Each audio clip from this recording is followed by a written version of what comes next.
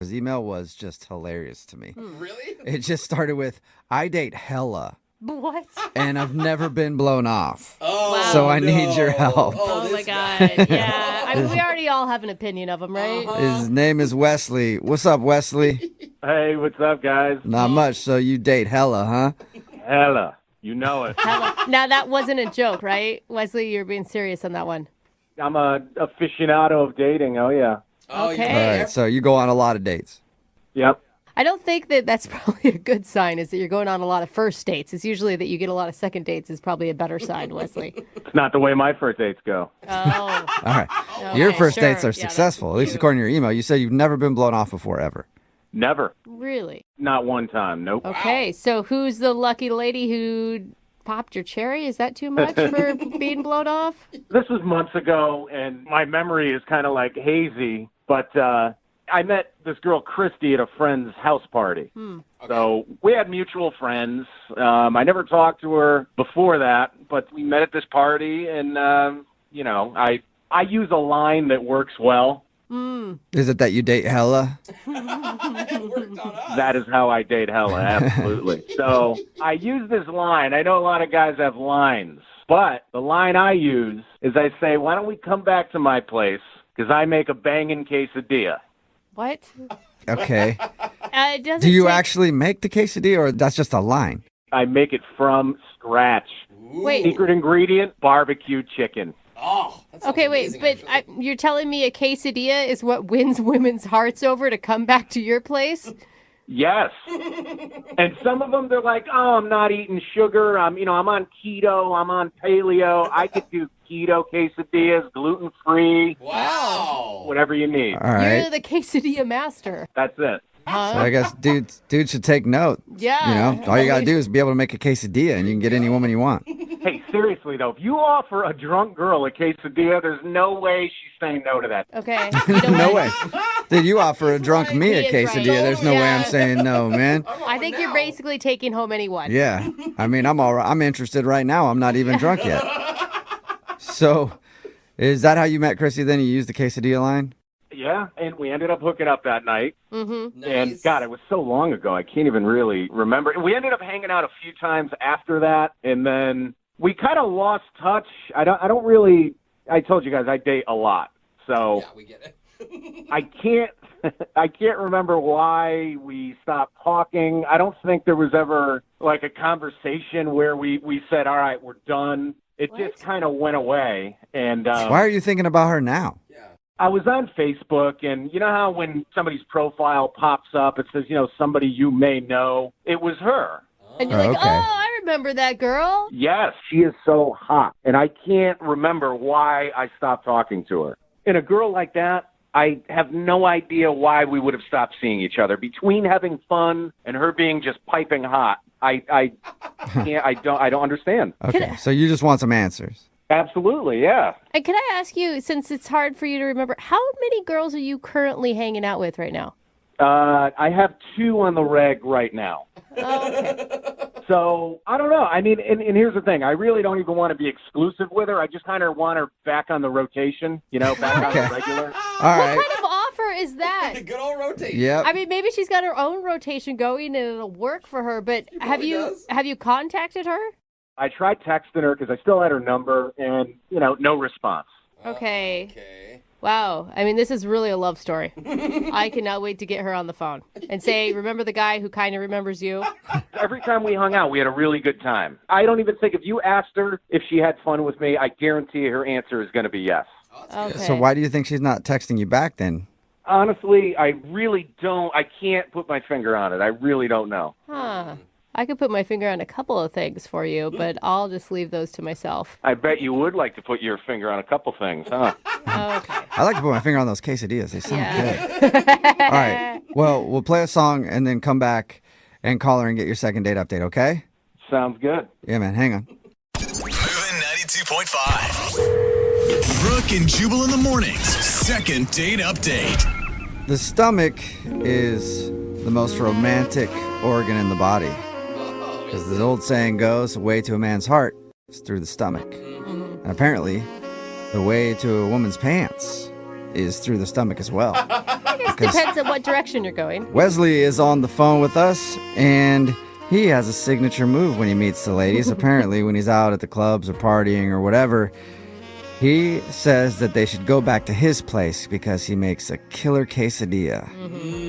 And the way he described him actually sounds pretty delicious. Yeah, right? Jubal actually was into it. And apparently it worked with somebody named Christy, but now she's not calling him back. He also says that he dates a bunch. Like, he's constantly dating. He says he's got 2 girls that he's dating right now. And he was hanging out with Christy for a while. Then she sort of dropped off. He doesn't remember why. He tried to text her a little while ago because he saw her picture come up in his suggestions on Facebook, but she never texted him back. And that has not happened to Wesley before, ever in his life. Is that right, Wesley? Oh, yeah. And I have to ask you, Wesley, are you honest with these women about what your intentions are? Like, you'll tell Christy, I don't want a serious relationship. We just want to have some fun. Brooke, you know what? I could tell that you don't like me. No. I could tell. I think it's fine as long as you're honest with your intentions. I think it's fine to date around as long as you don't tell someone that you're looking for more or pretend like you're in a relationship with them. I disagree. And you know what? You disagree. If you weren't as old as you are, Wesley! no. Oh, you're coming for me like that, huh? you would be into this if you were younger. You'd be totally into this kind of dating. It does not have to do with age. I'm just asking if you're an honest person. That is an ageless thing, Wesley. I'm pretty honest. I don't like to lead people on. All right. Okay, Rude, yeah. though, because I'm in my 30s. Thank you very much. But whatever. All right. Well, I will dial her phone number right now. Here we go. Cool.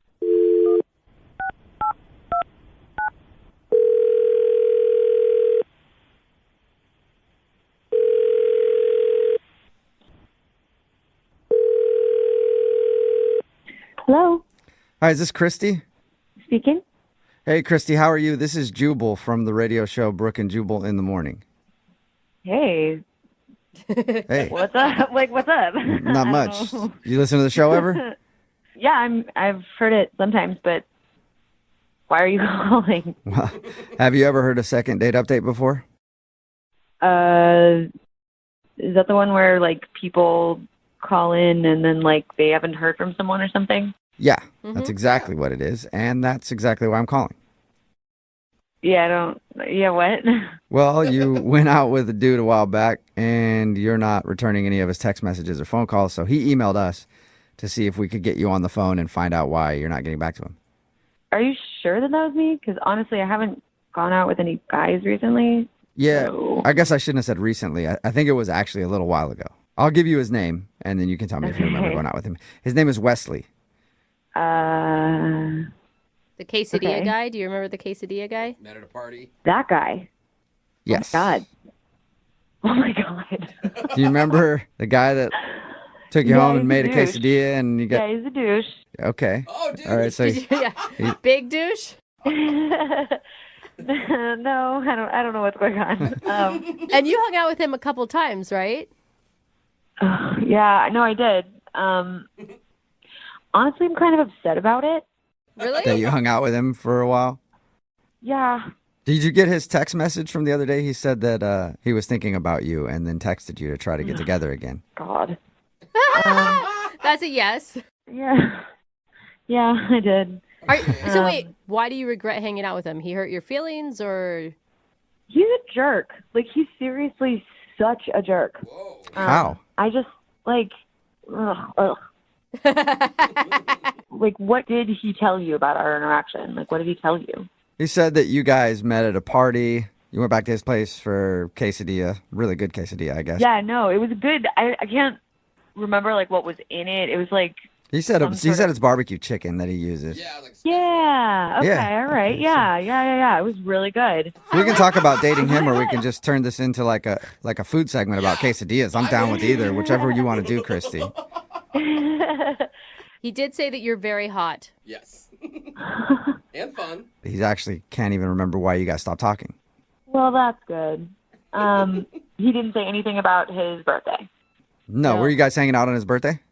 We'd hung out a few times, and he's like a doofus, but he was charming. Mm-hmm. So we were like hanging out around the time of his birthday, and a couple days before, I decided that I liked him. I thought he was cool. So I made him this birthday card. I like made it by hand. That's cute. Yeah, I mean, I liked him. I wanted Yeah. him to know that I liked him. And when I gave it to him, he laughed and said, "Oh, well, you obviously care way more about me than I care about you." Whoa! Wow, dude. Ouch. Oh. So yeah, all that bad. And then he kissed me on the forehead. Ooh, ouch. Yeah, that sucks. That's not cool. That's Yeah. like saying bless your heart, Yeah, but pat on the head. Honestly, it was it was not great, but quite frankly, like even though it was like harsh, he was being honest about yeah. it. Yeah. He even like we had a conversation afterward, and he was like, you know, I don't like I save my feelings, so you may want to save yours for somewhere else. Whoa, It was like dude. really harsh, but in a weird way, I had some respect for him because Yeah. he was at least being honest. So, Yeah. Totally. quite frankly, the fact that he's calling in now because he can't remember pisses me off. Oh, does it? Do you want Okay. to talk to him? What? No. Well, he's on the other line listening and wants to talk to you, so you could talk to him if you want. Christy, Wait, he's. Oh, what's up? are you kidding me? What's up? You didn't text me back. Are you? Did you hear anything? Did you hear anything Yeah, that I just did. said? But you heard I all think of it's this and hilarious. you're still saying, Christy, what's up? Are you kidding me? You think this is hilarious? You think it's hilarious that you can't remember why we're not talking to each other? I don't know. I just think it's I think it's funny. I'm sorry. What? Oh my God, you are such a jerk. You have Made so me a little little respect hard. for me that you can't even remember. I mean, now that you mention it, yeah, I guess I remember. Okay. Oh my God, no. So what do you even want from me? Like, I don't really understand what you want from me. I mean, You think we should go out again? I want to see you again. I really do. No, you don't, dude. No, you don't. What makes you say that? Dude, you already tried texting me, and I ignored your text. Get a clue. Yeah, I figured maybe you just forgot to respond. I don't know. I didn't forget to respond. What you did on your birthday was inexcusable.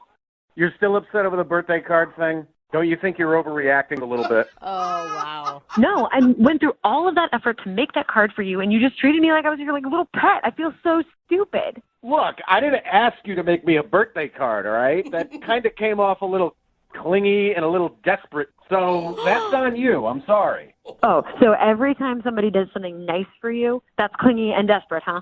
Yeah, I mean, I would have been just as happy if we did the same thing we did the night before.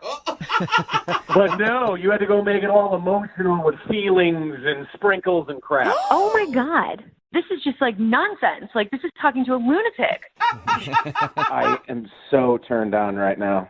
Get it out, please. Turned on. You're turned on? What are you turned on by, Wesley? No. Not No.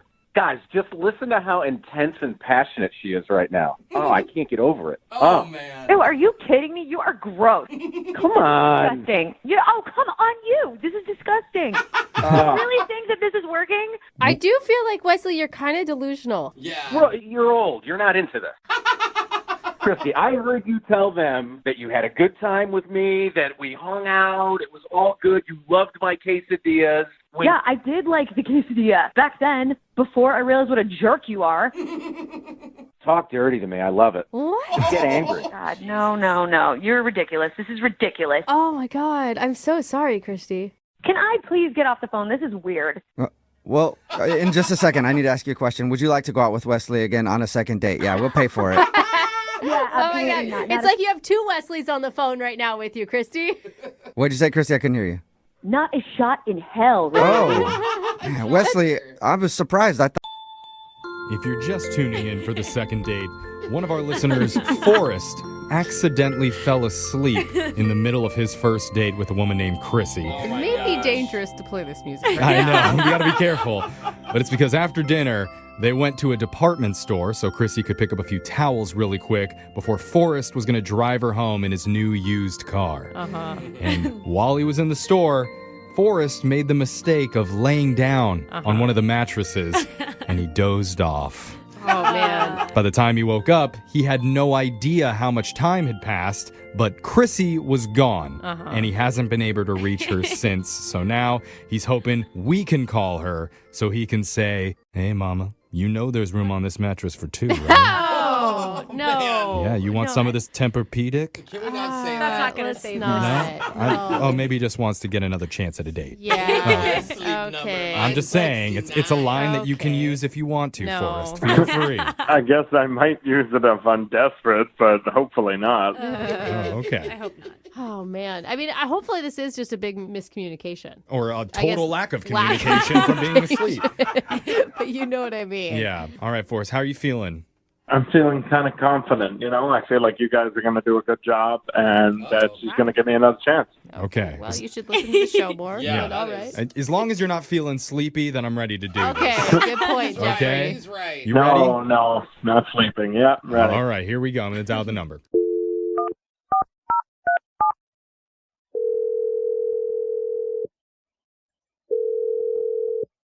Hello, Hi, I'm looking for Chrissy. this is she. May I ask who's calling? Yes, you may, Chrissy. This is Jeffrey from the radio show Brooke and Jeffrey in the Morning. Oh, did I win something? Because I don't think I what? In a way, you may have won something. Yeah. New car. Yeah. No. Don't tell her that. No, we're not going there. But I am calling on behalf of one of our listeners who's trying to get a hold of you. Oh, His name's Forrest. okay. That's Oh. less excitement. Yeah, she was more excited when we were joking about the car. I know. I'd rather win something. Okay, well, Don't blame you. here's the deal. We're doing something called a second date. I'm not sure if you're familiar, but it's where if you go out with someone and afterwards, if they're not calling you back, you can email our show and we'll reach out to that person for you to try and figure out the reason why. What do you want me to say? You literally want me to tell you exactly why I don't want to see him again? Well, Yes, it sounds like that would be there's- great. Thanks. Yeah. Yeah, Jeffrey's right. I feel bad for him. It's really embarrassing. I mean, it doesn't do anything to me, I'll tell you. I don't know if he told you after dinner, he took me to this department store that I really needed to go to because I needed to get a gift for someone. Yeah. He told us that whole story, and he did, okay. and he feels extremely embarrassed about falling asleep on the mattress there. Did you even know he fell asleep? So we did tell you that. So what happened was I went into the department store to get towels. Uh-huh. I thought he was just one area away, but it turns out he wasn't. And I was searching for him for a good 10 minutes. I thought he ditched me. Right. Yeah. Which is a terrible feeling. I mean, No, terrible. But then I saw him actually in the corner laying on a mattress. Mm-hmm. But did he tell you it wasn't an adult mattress? It was a kid-sized bed, like a child bed. No. No, he didn't. But no, that's not even the worst part. Not only did he fit and he was curled up in the fetal position, but he was sucking on his thumb and the other hand was down his pants. He didn't tell you that part, did he? No, he didn't say anything about that. Hey, that's just a natural reflex. I Leave him know. alone. Jose's really defensive because honestly, Jose's a thumb sucker. Yeah, my hand's down my pants right now. Oh, that too. That's a Absolutely different won't thumb. happen Yeah. without thinking. Okay, so you see this, and then what do? I didn't want to wake him. I wanted to get out of there as soon as possible. I called an Uber and I left. Dude, I mean, Come on. And imagine being the person that knows the person that fell asleep on a child-sized bed. But think about it. Have you ever been walking and they have those cool kids beds that you used to want when you were little that has the fairy canopy that hangs over it? yeah, Have you any ever wanted? canopy. I mean, all the pillows. Makes me want to lay down in it. but you don't. Well, I don't. Exactly. saying You don't. You definitely don't on a first date. No, but I'm just trying to get some empathy towards this guy. Here's the thing, Chrissy. I don't even know if Forrest knows that he was doing that. Or maybe he was hiding it from us when he omitted it from his story. Yeah, he did not tell us that. No, but there's a way we can find out for sure. Okay. How? You just check later? No, because he's actually on the other line listening right now, and he wants to talk to you. Oh, this is so awkward. Yeah, I I'm really, sorry. I didn't know he'd be on the line like this. I don't know what to say. It's Sorry. part of the thing we do. I ate a bunch of fish and chips before this, and I fell asleep mid the thing, and then I forgot. But he's there. Forrest, you there? Yeah, sorry. It's just taking a moment to process everything. This is a lot of new information that Look, this I is was- just as awkward for me as it is for you because I'm the one that let people know what you did. Like, Why are you embarrassed? I don't get it's that just part. so weird. This is You could have just woken me up. You could have found me. You could have been like, hey, I would have immediately. I barely know you, and you fell asleep sucking your thumb with your hand down your pants. Like, if I had gone up to you, then everyone there would have known that I was with you, and like, Oh my God. Now I get it. Oh, I see. Now I get it. I mean, it was just I fell asleep because I had so many fries, and I guess it just felt really comfortable. yeah, you're still like digging yourself a hole here. Like, it doesn't make me feel any more secure that like you felt comfortable with me enough to eat to your body's desire. And Like, Forrest, when you were talking to us, you said that you were laying down on the mattresses, testing them out to buy them. Why are you testing out a children's mattress? Oh, yeah. yeah. It wasn't a children's mattress. It was like Yes, it was. twin. Yes, it a was. twin mattress. Okay. Wait, What- Forrest, I know money can be tight at times, but you're a grown man in a twin mattress. You were going to Yeah. bring her home into that? Exactly. That is what I'm thinking. You have women come home with you and put them in a twin-size mattress?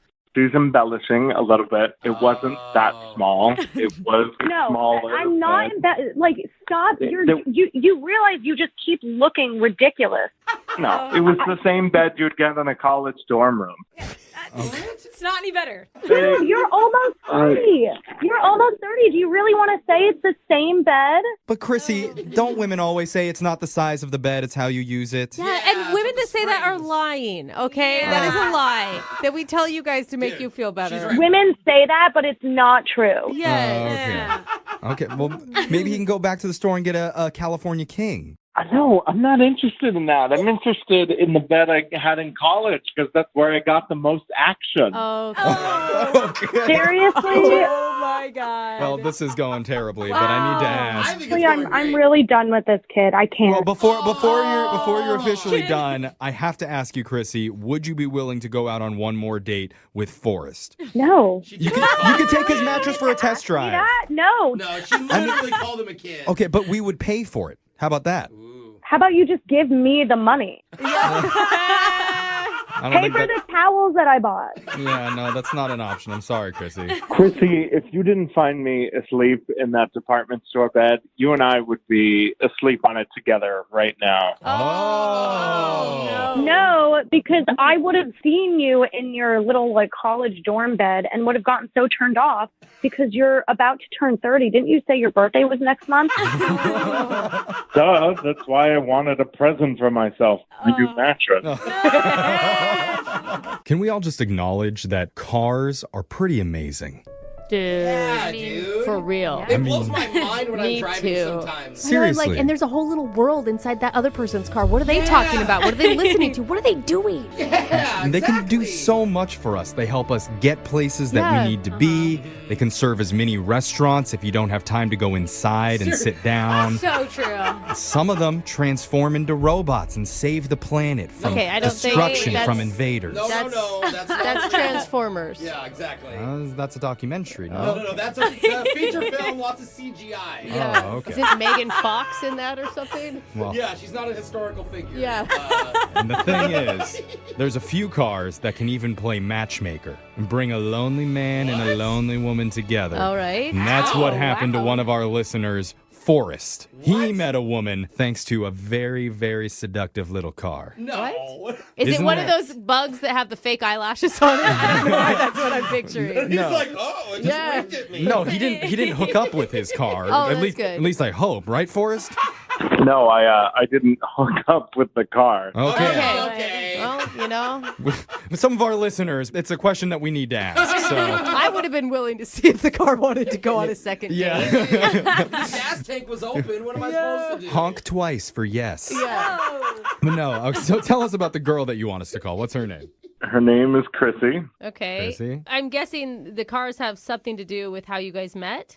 Yeah, we were both checking out the same used car at the dealership. Oh. I was checking out a few cars by it, and she came over with, I'm guessing, her sister, and we Okay. started chatting about the car, and then I didn't even realize the sister had left to go look for another car. I was so enraptured in the conversation I was goodness. having. Oh, you were by yourself. Well, and it's a good sign. I'm just saying, as a sister, if you're leaving your sister, you're like, all right, I'll give you a minute. That's a wing I'll give woman. you a minute. Sure. girl. Maybe she's just a bad sister, though. No, you're always in tune. Oh, Come okay. on. Or she had ADD and saw something shiny. Yeah. So did you end up asking Chrissy out? Eventually, yeah, because you see, she was determined to get the car. I was determined to get the car.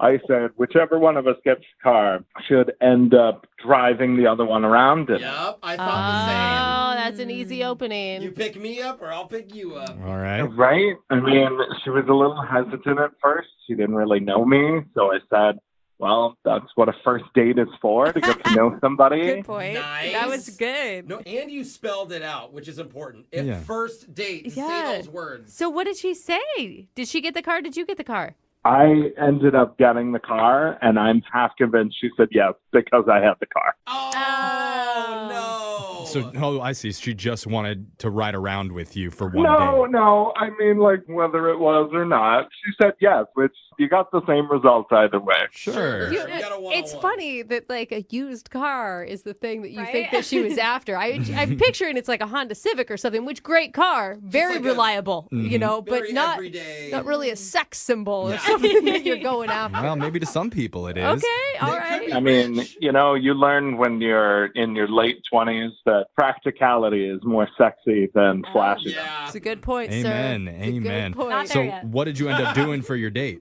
We actually ended up going to this fish and chips place, which was pretty cool. Okay. Nice. I And love that. she Ubered there. So I Okay. said I wouldn't mind driving her back in my new car. I definitely flexed the new car. Is it rubbing it in at that point? I know, The kind new of. used car. The one that you didn't get. I kind of was rubbing it in, but it was kind of like, Playful. that's why we're both here. Like, Okay. Okay. Did she take you up on the ride home or no?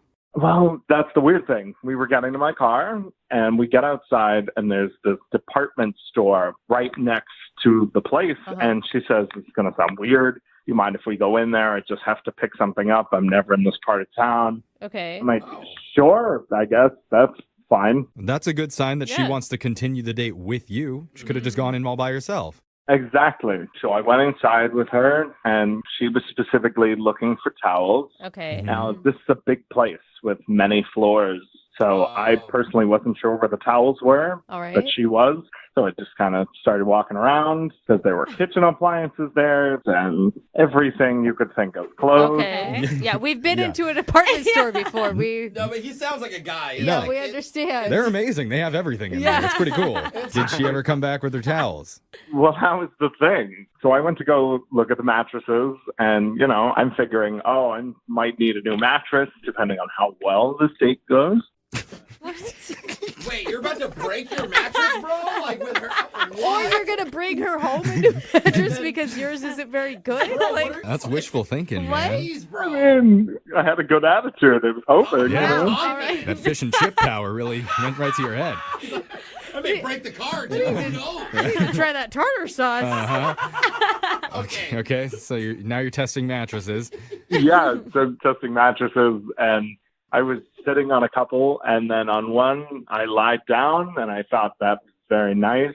And then, you know, I'm thinking to myself, I'll close my eyes for just a minute. Oh, no. I know That's where, where this is you're going. That's the group awe. Yep, you can all tell what's going to happen. Yeah, oh What? God. You fell asleep?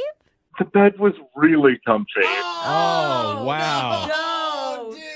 Oh, I hope you bought that mattress. No, what happened to her? Oh, right. She's still there. Did she never find you? I couldn't find her. I looked all over the department store, which took a long time. Yeah. So wait, how long were you asleep for? I mean, it was less than an hour. I know that. Oh, man. So you never found her? Wow. No, I never, you know, she hasn't. Moving 92.5. Brooke and Jubal's second date update. The woman on the phone for a second date update today met the dude that she wants to call in one of the sexiest ways possible. How's that? She was helping him out with a little interior design. That's right. You think interior design is sexy? So sexy. Oh. You know what? I think this room needs a complete rehaul. We need to strip down the walls all the way to the studs. Don't you think? Ooh, Those studs look a little weak. Maybe they need to be reinforced so they can handle a little more weight. Looks like this building hasn't been retrofitted for earthquakes. Let's try to shake the floor a little bit. Oh my God. See if it can handle the kind of stress. Carol is on the phone right now. Apparently she's an interior designer. And she met the guy that she wants to call while she was helping him design his place. Oh, What's up, Carol? Hi, guys. Hey, Carol. Hi. Did it happen just like I envisioned it in my head? Oh, sure it did. I bet your profession has never sounded as hot as the way Jubal described it. No. You know, I've taken places down to the studs, but this puts a whole new light on it. Yeah. You know what your living room needs? A stripper pole. And for me to get on it real quick. That's what every place needs. Oh my God, I love it. I'm feeling better already. Are you? Because Jubal's the one on the stripper pole. Let's all remember that. So, well, now I don't know. So how did you go on a date with this guy? What's his name? Well, his name is Ken. Ken. And he called my business, and he wanted me to come to do a consultation on his new interior design layout for his condo. Oh. Okay. So this is routine for me, and I made an appointment. And I went to his place, and he opened the door.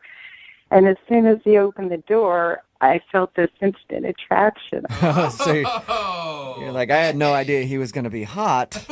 How do I do my job now? Yeah, well, hello, Ken. Let me enter your condo. It really threw me. I mean, but I'm a professional, and I went in. The whole time you're just like, this place needs air conditioning because I am burning up, Ken. And he's like, it's actually pretty cool in here. I don't know what you're talking about. All right. Did Ken give you any indication in the very beginning that he was feeling that same chemistry that you were? Not right away, but then as the meeting went on, he brought up something personal, and then I started feeling a vibe. Oh, really? Well, that's good. What did he say? He brought up the fact that he was divorced, and that's why I told him that I was recently single as well. Okay. So he didn't like start crying and lamenting his failed marriage or anything at that point. No. Okay. All right. At the end of the appointment, he actually said that he enjoyed our meeting and he would like to take me to dinner. Nice. Oh, so that is definitely more than just interior design. Yeah, and I usually don't mix work with dating, but this guy was really hot. All right. Carol couldn't help herself. Did you actually go to dinner with him? I did. A couple of days later, we met at his condo, and he told me there was a great little local place. So we walked over, and we had a really nice dinner. And that's kind of a setup for him having to walk you back to his place, too. Yeah, I was a little hesitant about that, but, you know, I had been there for a professional meeting, so I felt it was okay. Okay. Yeah. Yeah. Cautious Carol. Cautious Carol. So we walked back to his place after dinner, and I told him I had a really nice evening, and I kissed him on the cheek, and then I left. Okay, so you guys didn't kiss on the lips or do more than that? No. Okay. Yeah, I'm sorry. Look That's she's ridiculous blushing. for me to think. I apologize for asking the question. I just wanted to make sure. And were there any awkward moments during your guys' dinner or date? I've been thinking about that, and maybe I was talking too much about my divorce and my ex-husband, maybe more than I should have. Yeah, I would say at all. At all. Yeah, I wouldn't bring that up at all. Was he talking about his too? He talked about it a little, so I felt that I could as well, but maybe I just went too far. Is your talk about your divorce like, hey, we split up amicably and now we're friends? Or is it, I hate that mother? It wasn't really either of those. I mean, I just talked about it, and maybe for about a half an hour. Oh, That's Carol. a long time to focus on your divorce during a date. Carol, were you in it and thinking, how do I stop myself?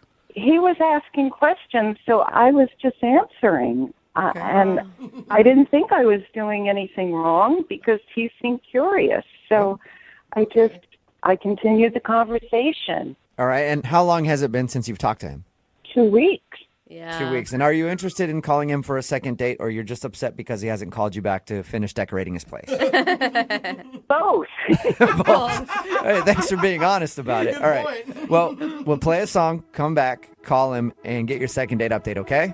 Okay. Okay, hang on. Moving 92.5. Brooke and Jubal in the mornings. Second date update. If you're just tuning in for today's second date update, Carol is on the phone, and today she wants to call a guy named Ken. They bonded over the fact that they're both divorced. And now she's hoping she can get him on the phone and find out why he's not calling her back. So maybe they can go on a second date, and then they can see if their divorce stuff fits together nicely. If it still works. Yeah. Is that a correct way to recap everything, Carol? Yes. Yeah. Really? So, sometimes you're divorced and you don't know if things are working correctly after a few years. So you guys want to check it out and make sure that everything is still in working order because Wait, the equipment hasn't been used in a while. I'm That's assuming. not what I didn't know you were talking about You that. were plotting it, Brooke. Oh, I yeah, thought you were talking about, the emotional baggage and No. No. and I how was you create a healthy relationship the next time. No, not at all. I was just talking about mashing up things and seeing if everything works Oh, right. like it used to. It will be interesting to see if that does happen. It will be, yeah. All right, Carol. I'm about to dial his phone number and get him on the phone. Let me just refresh everybody's memory. You met him because he hired you as an interior designer for his new condo, and you guys went to dinner, but you feel like maybe you talked a little bit too much about your divorce during your date, and that's why he's not calling you back. I think that may be it. Maybe he's just not ready to date yet. Yeah, that's true. Maybe. Well, let's find out. I'm going to dial his phone number right now and see if we can get you an answer, okay? Great. Okay.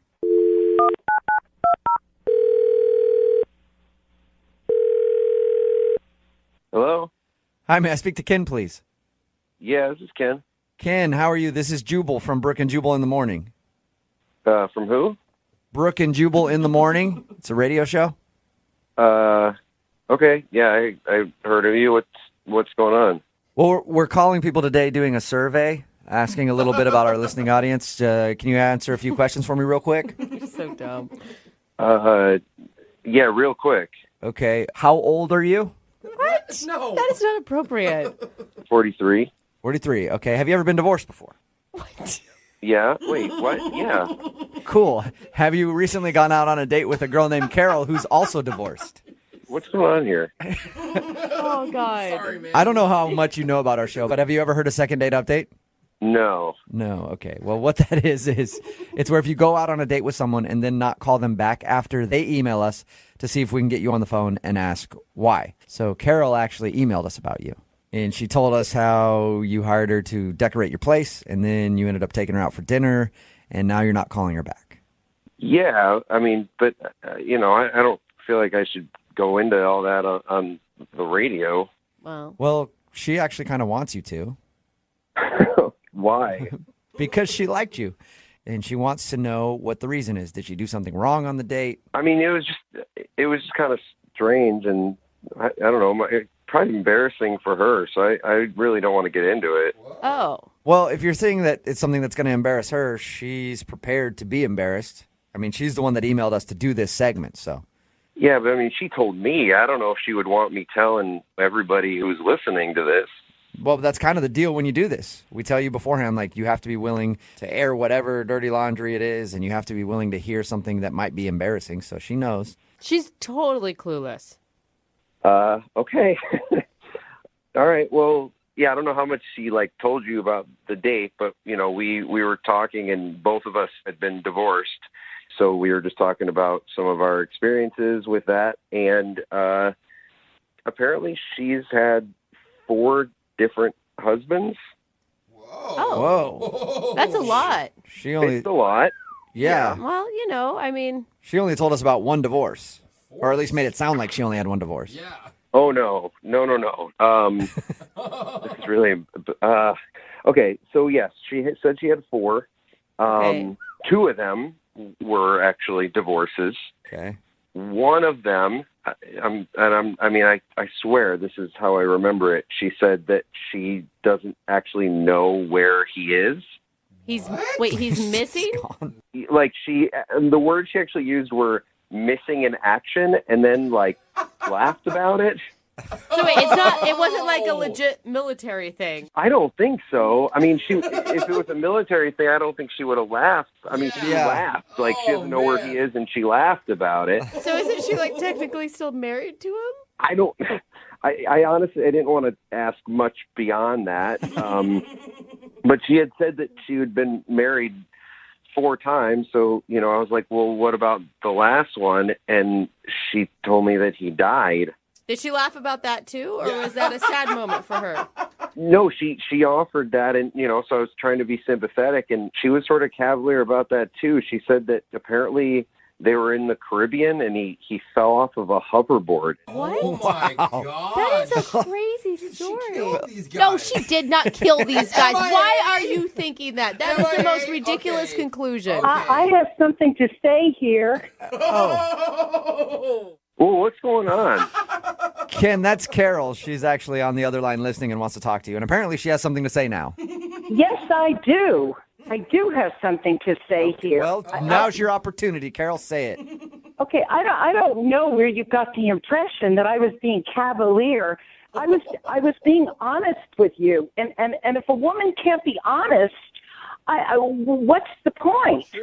True. Well, yeah, no, I mean, I understand. I did feel like I was being sympathetic, but I mean, I was kind of taking it off the fact that you were like, you laughed about it, which I thought was kind of weird. No, I did not laugh. I don't even know where you got that from. Okay, and I have to tell, I thought we were having a really nice evening, and I felt like you were someone that I could open up to. But it seems like you're being a real jerk about this. Oh. Hold on. No, I'm not being a jerk about this. I mean, I was being really, like I said, I was being really sympathetic with you. But honestly, you started off just telling me you were divorced and then went to tell me you had 4 husbands. You were joking about one that totally disappeared. Oh, no. Did I tell you he was missing in action? Yes. But the police don't even know where he is. So, oh my God. By missing in action, do you mean he was in the military? No, he played the ukulele. like as he was not the person I thought I married. Okay, so he was a ukulele player that just disappeared on you. He wasn't just any ukulele player. He was damn good at it. Okay. He was a professional. And one day he just disappeared. You know how those musicians are. Maybe he just decided to go on the road and, write some songs and stuff. Who knows? I am fascinated by your life right now, Carol. No, I don't need you to be fascinated. I'm really embarrassed by what's going on here. I don't think you have anything to be embarrassed about, Carol. I mean, a lot of this is out of your control. Missing in action, a freak hoverboard accident. I mean... No, it's not my fault. And my 4 failed marriages had nothing to do with me. And I don't want to get married anymore. I'm done. Okay. I've had enough marriages. Guys, I think what's getting lost in all this is like this came out all on a first date. Yes. Which was a little bit much for me to handle. I mean, It started off really friendly, but then we're going into hoverboard accident and disappeared and drinking and laughing and that's not a first date conversation in my opinion. Well, Ken, you know what? How about you shut up? I think I've heard enough from you today. Whoa, Carol. We still need to... You know what? Carol, I'm sorry, but the way that you're talking right now, like I'm starting to get a sense of maybe what happened to that 3rd husband. You know what, Ken? That's really a stupid remark. And if Hank were alive today, he'd beat you over the head with his ukulele. Wait a minute, I thought you said you didn't know what happened to him. I don't. I'm just assuming that he's dead because I haven't heard from him in years. Okay. All right, guys. Clearly, I am not the crazy one here. Am I alone on this now? I think you are. I will never say anything mean against Carol ever. I think Jubal is making a wise choice. Ken, would you like to go out with Carol one more time on a second date? We will pay for it. No. I mean, the thought of even possibly being missing or dead husband number 5 is a terrifying thought. I don't want to go anywhere near that. You know what, Ken? I didn't even want to go out on another date with you now that I've heard all this. And you can cancel our interior design contract because I am done. Okay, I don't want you back in my house. At least everybody agrees. Yeah. I wouldn't even go in your place anymore. And for your information, that color palette you had was tackier than the jacket you wore when we went out to dinner. Oh, damn. Oh, Interior she got design. you. Yeah. Boom. Brooke and Jubal in the morning. Text in at 78592 says, did she just admit to murder on the radio? And talking about today's second date update, Carol wanted to call a dude named Ken.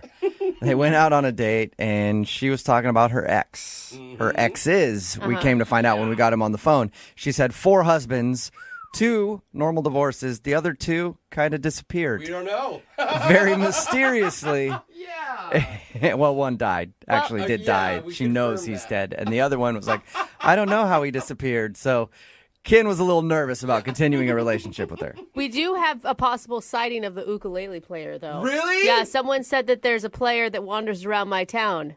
Maybe it's her ex-husband. She said that one of her ex-husbands played the ukulele, and he was a professional, and he just took off and had never been heard from again. And that's where he was like, did he take off or did he disappear at the hands of you? Well. So there you go. Thanks for the hot tip on that. We'll investigate. Yes. Remember, if you want to do a second date update, all you have to do is email the show. Are you single and feeling out of the loop? Put away that mouse and get out of the house. Join In the Loop, Seattle's brand new activities club just for singles. Go to intheloopsingles.com today. Moving 92.5. Brooke and Jubal's second date update.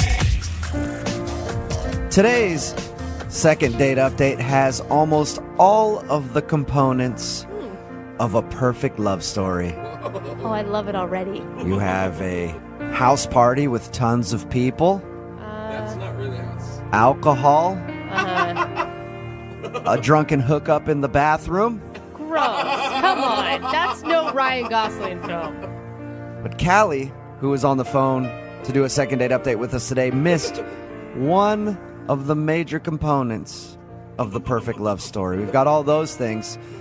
But Callie, I read your email and it didn't say anything about puking. And everybody knows that every love story has to have a little puking in it. Of course.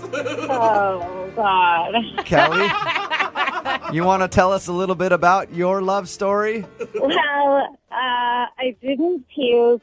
Maybe I should have. Yes. Then the evening probably would have ended a little earlier. If you would have puked, you wouldn't be doing a second date update right now. You'd be getting married probably. What man doesn't love a puker is what you're saying? Apparently, Callie met a guy at a party and they got a little drunk together. Okay. She's going to tell us about that. What's the guy's name? His name is George. Tell us a little bit about George. My friend Becca had a party with her boyfriend at their new house, and George works with John, Becca's boyfriend. And we met early in the party, and it was like the best party of my life. We had an amazing time. So you're certain that he's cute because you met him when you were still sober? Oh, yeah. No, I mean, I'd had maybe 1 or 2 drinks early in the evening when we first, really started chatting. But okay, he comes up to talk to me, made me laugh. We had a great time. We talked all night. It was amazing. I want to get to the real amazing part, the hookup in the bathroom. Oh, I knew you'd jump directly there. What happened with that? Do we have to jump to the end first? I mean, we had a whole lovely night together. Well, I'd like to know about that first, yeah. But if you feel like you want to tell us some other information before you get to hooking up in the bathroom, then I guess if you have to. Just make it quick. It just makes me sound so terrible. No, it doesn't. You met the hot guy. I mean, he came up to you in the party. Yeah, everything was going great. We kept drinking.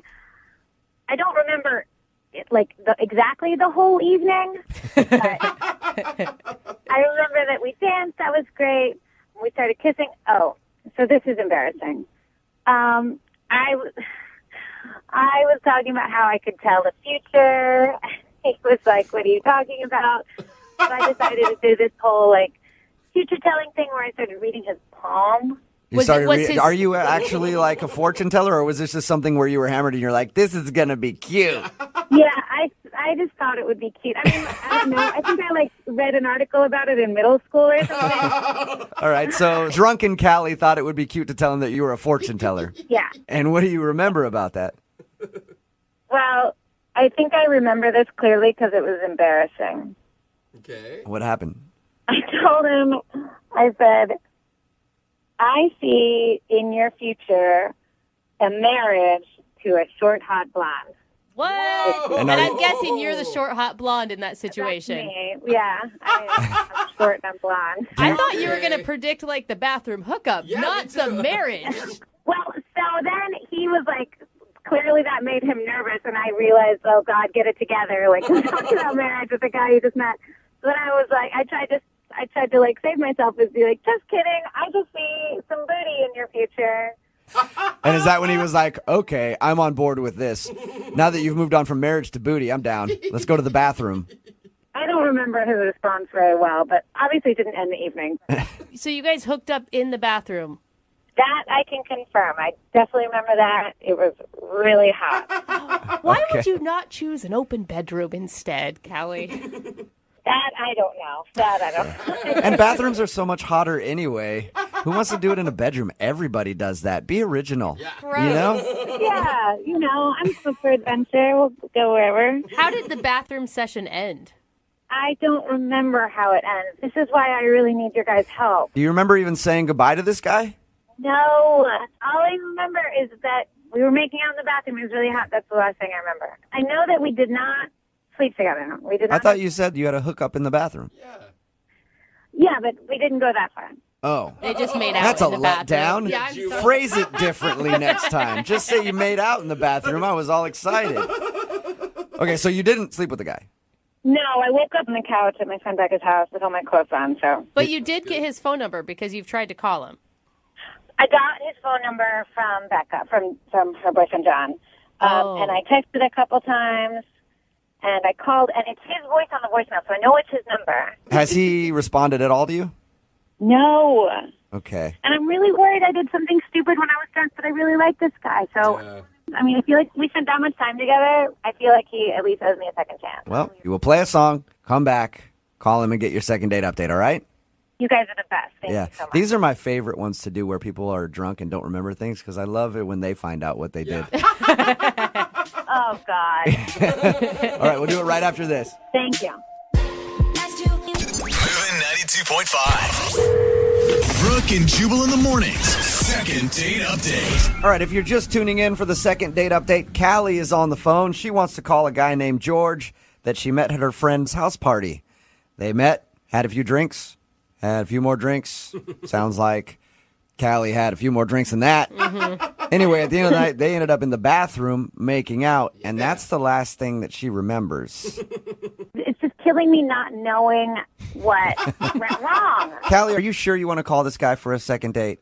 I've thought a lot about this, and, like, maybe I don't want to know, but it's better to know than not know. Like, did I say something stupid? Like, I had done that whole fortune teller bit. Was he just looking for a one-night stand? And maybe he was annoyed that I wouldn't go all the way? Like, I There's a don't know. lot of questions. You're throwing a lot of questions out there, Callie. Oh, my God. Let me remind everybody. I've been, like, going around in my head forever. I have no idea. Okay. This Let me is remind so everybody. the inner dialogue of every woman ever that's made out with a guy at a party. I need to remind everybody what the fortune teller thing was she's talking about. Apparently, at some point during the party, she was drunk and she was like, I'm a fortune teller. Give me your hand. And then she was like, I see you getting married to a short, hot blonde, and that's her. And she said he seemed a little weird at that point. And then you followed up with, I also see booty in your future. Again, talking about her, which probably made him very happy. I was asking if you really wanted to call him for a second date because, look, you were drunk. You took him into the bathroom, but you guys didn't sleep together. Do you really want to be with a guy who wouldn't take advantage of that situation properly? Yes. I mean, that's not the kind of guy you take home to mom. No. No, that is the kind of guy I would totally Oh, take him. you're weird, Callie. Just No. strange. No. All right, I'm going to dial his phone number right now, get him on the phone, and find out why he's not calling you back, okay? Oh, God. Okay. All right, here we go.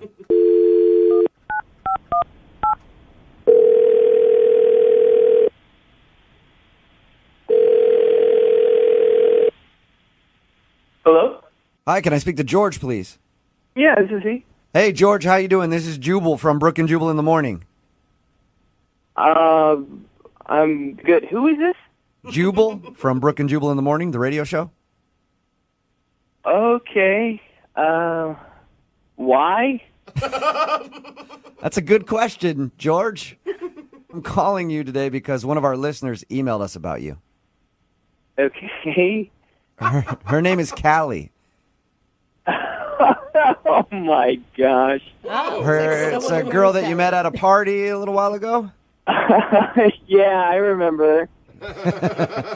Well, she emailed us about you because you're not calling her back, and she's tried to get a hold of you a few times, and she's wondering if she did something wrong. She doesn't know why I'm not calling her back? She has no clue. That surprises me. Really? Yes, that surprises me. Why is that? Well, just how the evening went, that's all. She told us about when you guys met. She said you were hanging out at the party, and then she got a little drunk, did this weird fortune teller thing where she said she could see you marrying a hot blonde at some point, and you seemed weird, but she also told us you made out. She thinks that's the reason. She thinks that's the reason I'm not calling her back? She said it's the only thing she could think of. She also said it was very hazy because she was pretty drunk when she met you.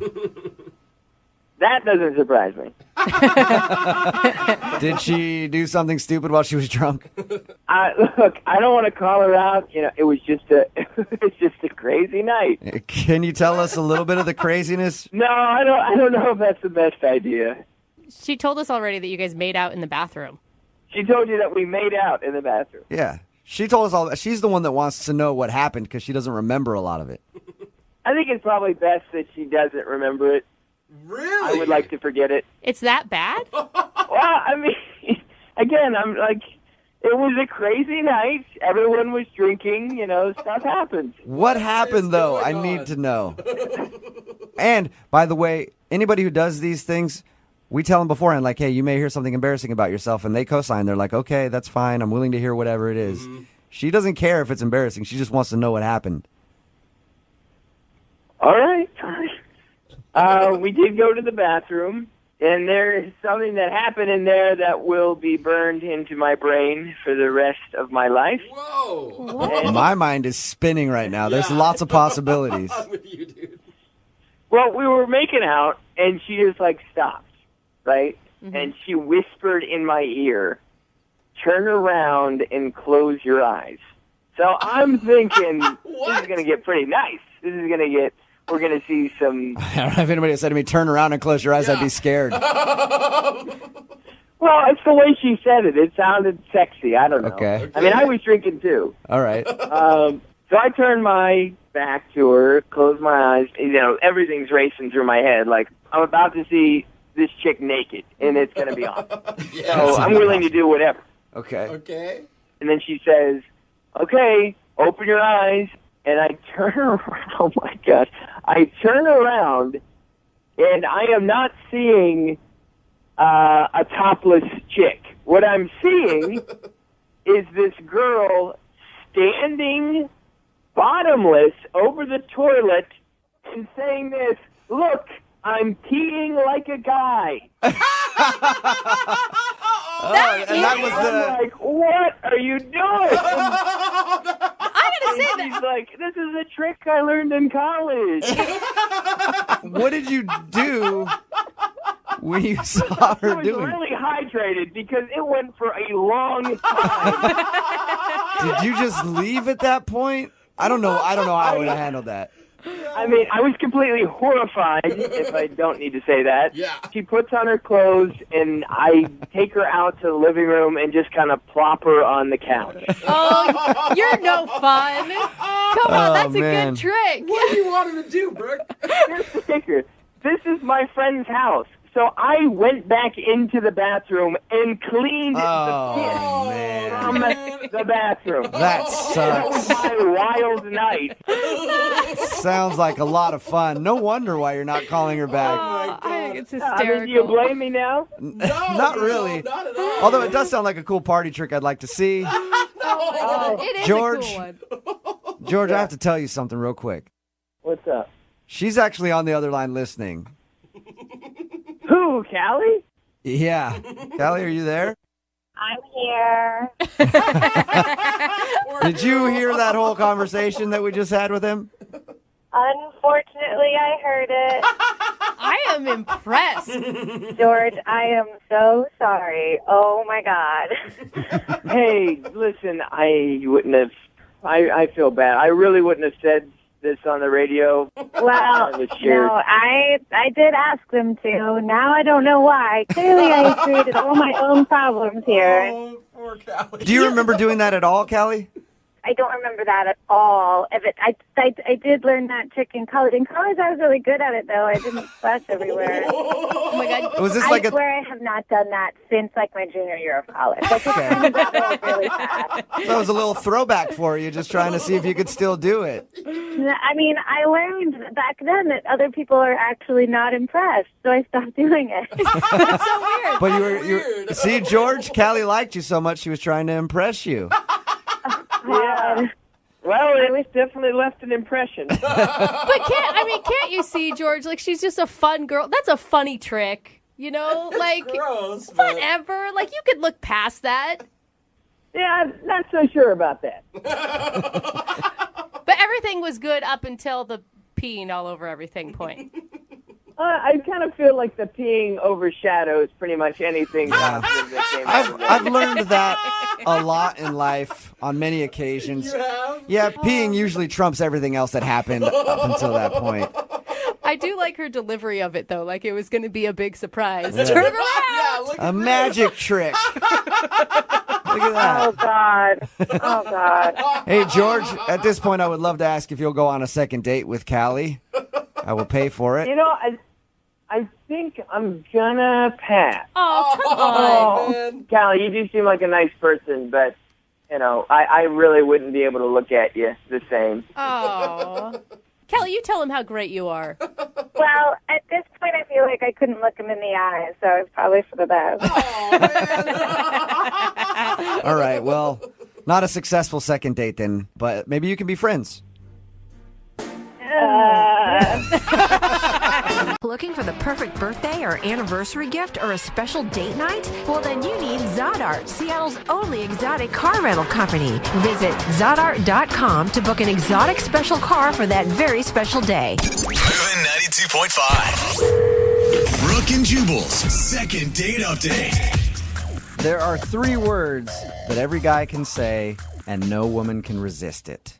I am... well, I guess it's 4 words. Okay. I am a musician. Oh. Yep. Hear that sound right there? That's the sound of thousands of panties hitting the ground as soon as I said it. And that's what Lance is. Lance is apparently a musician. Okay, stop it, ladies. Right. Stop it. He can hear you. Lance, what's up, dude? How are you?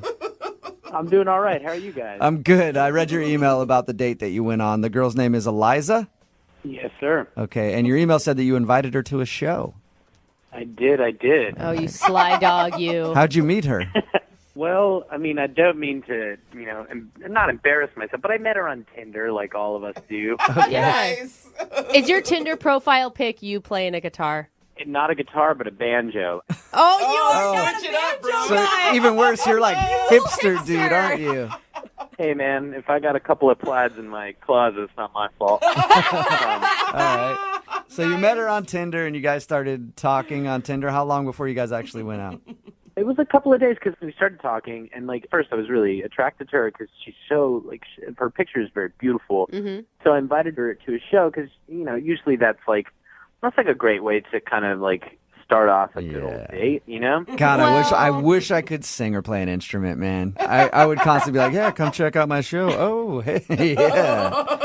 Exactly. Well, I mean, it's easier that way because it's something I'm comfortable doing, instead of acting trying to make conversation. At least I can do something that, I'm passionate about. But how much time do you have at a show to actually get to know someone and go on a date with them? I feel like that's just you inviting her to show off. Yeah, right? Usually before my set, basically we got a drink before I went on. Okay. And we got to talking because it's the lull before the show actually happens. So we had some time to get to know each other. After you were done with the drink before you went to perform, did you say, Daddy's got to work, I'll be right back?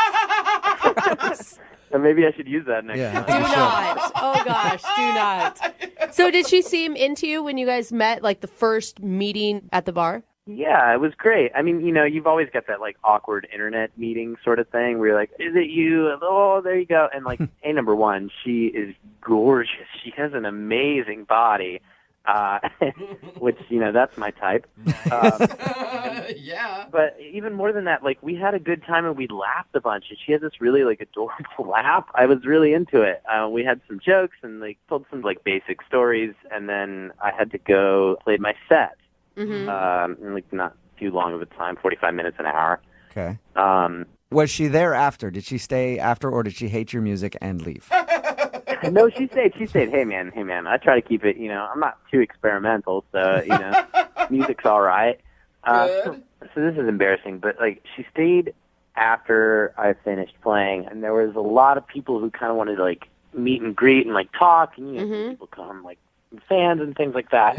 But the worst part was, like, 75% of those people who, like, kept me from hanging out were, like, some gals trying to get, Oh, yeah. Get in your pants. Just say it. Who doesn't want a hot banjo player? I don't know what it is, but a banjo player who also plays a good guitar now and then is a little irresistible, I guess. I don't know. But either way, there were a bunch of gals looking pretty sort of, puppy dog-eyed at me and, like, oh, yeah. I don't want to be a and leave. Yeah. But all these people are there, and she came up to me and said something like, I see you're busy, and I didn't want her to go. I was like, no, I promise I'll just get rid of these people. We can get a drink somewhere else. And, like, at that moment, this gal came up to me and just handed me her phone number. Uh-oh. And, like, and Eliza was like, you know what, you're busy, I gotta go. And she left. Did you say anything about the phone number, or did you, like, throw it down in front of her and be like, oh, God, I hate I this? will not take this. You can't do that. You can't be like, hey, I sounded like I had my foot in my mouth the whole time. It's like, it's not what you think. But didn't you expect this? I mean, I assume that this happens at the end of every show. Like, well, it happens, sure, but, like, this night just seemed to be, like, a lot of people flooding me, and it just was, like, the perfect storm, Oh, great. It's like the one night you invite a girl to come watch you perform, every single girl that wants to hook up with you after the show is in attendance. Yeah, I mean, I guess some people would think that's, like, a great problem to have, but in my case, it was a really not so great thing. I will say, I mean, I think musicians are hot and everything, and especially for one-night stands, but if I was looking for a relationship with a person, I would be tentative. I mean, you guys have a stereotype of not being super faithful, and there's a reason for it. Totally. I totally get that. But really, that's not my vibe. I want to meet someone that's like, we can have a really cool thing together and, like, have a relationship. And I know there's, like, the stereotype of, like, the rock star is knocking boots with everyone in the audience, but I wanted to kind of introduce her to the stuff that I'm really passionate about, and then maybe that would lead into something else. So you want to tell her that the only boots you want to knock are hers. Hey, man, there's a song in that, Hey, maybe you should write it. I want your boots. After she left, after you were getting swarmed by people, how long has it been since you talked to her? It's been like 3 days. And I feel like a total loser, but I'll be honest with you guys. I've been texting her, like, every day, trying to kind of tell her that I'm still into this, but I haven't heard back from her. Wow. And what do you say in your text messages? Are you apologetic or? Yeah, I mean, I told her that I know what it looked like, but it's not that. I'm trying to, like, make jokes, and then, I'm just telling her that, like, the time we had before I played the set was really awesome, and I'd like to get to know her better. Okay. Well, we'll play a song, come back, call her, and get your second date update, all right? Okay. All right, man, hold on. Moving 92.5. Brooke and Jubal in the mornings. Second date update. Right in the middle of a second date update. And that is the sultry sound of Spanish guitar. Why am I playing that? Because Lance is on the phone with us. And Lance wants to do a second date update today. He's a musician. He met a girl named Eliza on Tinder and invited her to come check out his show. She went, and then after, he was bombarded with sexy ladies who wanted a piece of Lance. And he wasn't able to hang out with Eliza, so she said, hey, I gotta go. Maybe we can hang out again. And she hasn't answered any of his phone calls. He thinks that's the reason why, because after his set, he was really busy talking to fans, most of whom were female, and it might have turned her off. All right, Lance, are you ready to give her a call? I totally am, yes. And that one fan that gave you her phone number while your date was standing there, you didn't call that girl too, right? No, I didn't do that.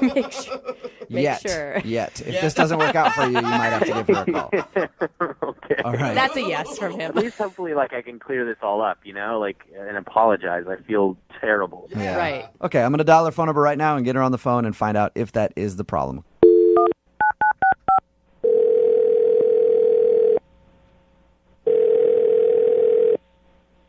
Hello. Hi, is Eliza there? This is. Hey, Eliza, how are you? This is Jubal from Brooke and Jubal in the Morning. Okay. Do you have a second to talk about something? We do have a listener to our show who knows you and asked us if we could get you on the phone to ask you a couple questions. You know, I'm not interested. I'm not really interested. What if I say the name Lance? Lance? Yeah, he's a musician. You guys met on Tinder. You went to his show. Yeah. Wow, you know a lot. I do. I know a lot because we talked to Lance, and Lance told us about how you guys met, and he also told us that you're not calling him back and he wants to see you again. So he asked us if we could get you on the phone and find out why you're not getting back to him. Interesting. Was it too much? Like you were a little overwhelmed with all the attention he got at the end of the show? Wow, he told you about that too. Okay. He's told you a lot. Yeah. Well, we talked to him about your date. He told us he really liked you, by the way.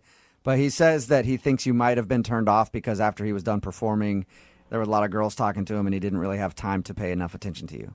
Yeah, I mean, that didn't really work out. That was kind of rude. He seemed sincerely sorry for putting you in that position, though. Well, I mean, you have to have fans, right? I totally get it. You're a musician. You have to have a fan base in order to do well. Right. But it's just all of his fans were girls, so there's that. So you're saying that he's getting a fan base by flirting with women, and That's what I witnessed, so. You don't think they just liked him because of his music? Oh, yeah. I mean, they definitely liked him because of his music. I mean, after a few songs, I could definitely notice a bit of a trend. Every single one of his songs is about a different girl. Like, every single one has a different name in it. Really? Different girls. Oh, yeah. Oh, yeah. Like it's all sexual stuff, or? I mean, no, it's not all sexual. I mean, like, some of it's, like, emotional, oh, my heart's breaking, all that stuff. Like, there was one, I think it was called Mandy's Eyes, I think was one of them. Mandy's Eyes? Oh, he's, like, actually naming the song after women? Oh, yeah, yeah. And the next song was about someone named Lucy, and then there was a Zoe at one point, and I was like, it's kind of impressive that he could, like, fit Zoe into a song. Was he giving background like, this is for the girl Zoe who broke my heart into a million pieces right after Lucy broke it before? Yeah, but, like, he would be very vague about it, so it would be more like, this is the time when I felt like my heart got ripped out of my chest. So, but, like, the first time or something, you know what I mean? So you wouldn't, like, talk specifically about that girl, but then he'd go into the song and you'd be like, oh, okay. So another one. Yeah, but I mean, Taylor Swift does that, and she makes billions and billions of dollars. I mean, that's kind of what a lot of artists do. Right, but, like, I don't know that she's surrounded by, like, boys at the end of the night who are giving her their numbers. True. Everybody's trying to be the next Lucy or Mandy with him. That's what I'm saying. I mean, I couldn't tell if he was talking about a previous relationship or a current one or, like, a fling he had. And Lord knows I don't want to become a subject of one of his songs. Hey, Eliza, thank you for being honest with us and telling us what happened on your date. I appreciate it. Yeah, totally. You know, it is what it is. Yeah. Well, I feel like I must be honest with you at this point and let you know that Lance is actually listening and wants to talk to you. Wait, I'm sorry, what? Yeah, Lance is on the other line and he wants to talk to you. Like, are you kidding me right now? No. Lance, are you there or did you go away? I'm here. Hey, Eliza. I'm sorry that it has to be this way, but, I mean, this is the only way I could do it because you wouldn't respond to any of my texts or calls or anything. I thought we had a great time, Yeah, sure. We had a great time in the beginning. We were laughing, joking around, but, I was trying to be nice and thank you at the end of the night. But do you know that one of the groupie girls elbowed me aside, digged her elbow right into my rib? And I'm not joking you. I'm not joking you when I tell you she said, back off, honey. I'm getting into Lance's pants tonight. Way to go. Wow, Lance. I kind of want to high five him for some reason. Nice, dude. I'm sorry, Eliza.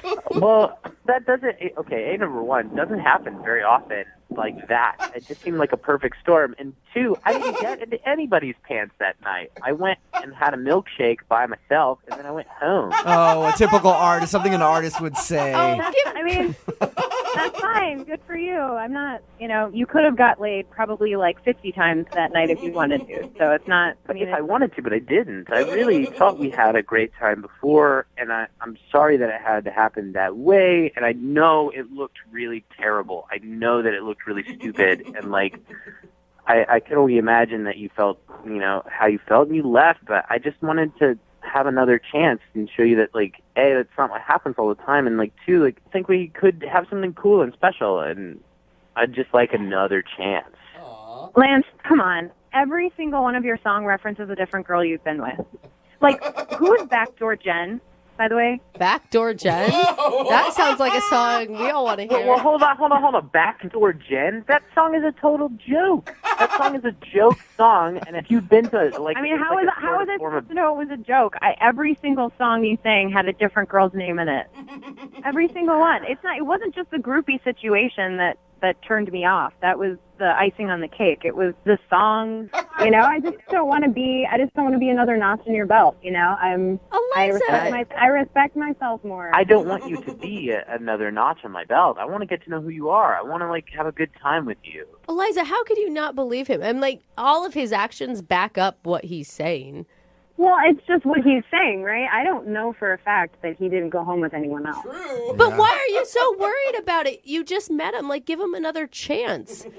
Yeah, and I know it's taking a risk, but I guess I'm just asking you to take that risk, Or what? I'm going to be in one of your songs if I don't take that risk? I mean, come on. I don't write a song about every girl I ever dated. But okay, if I ever get a second date with you, I promise you I will never write a song about you. Hey! Eliza, would you like to go out with Lance again? We'll pay for a second date. Yeah. Before you answer that question, I've been going out of my mind, and I wrote you a little something. Okay? Oh, nice. That's cute. Are you kidding me? This is... Is that all right, guys, if I play a little tune? Go for I'm it. sure this isn't the first time you've done it. Let's hear it.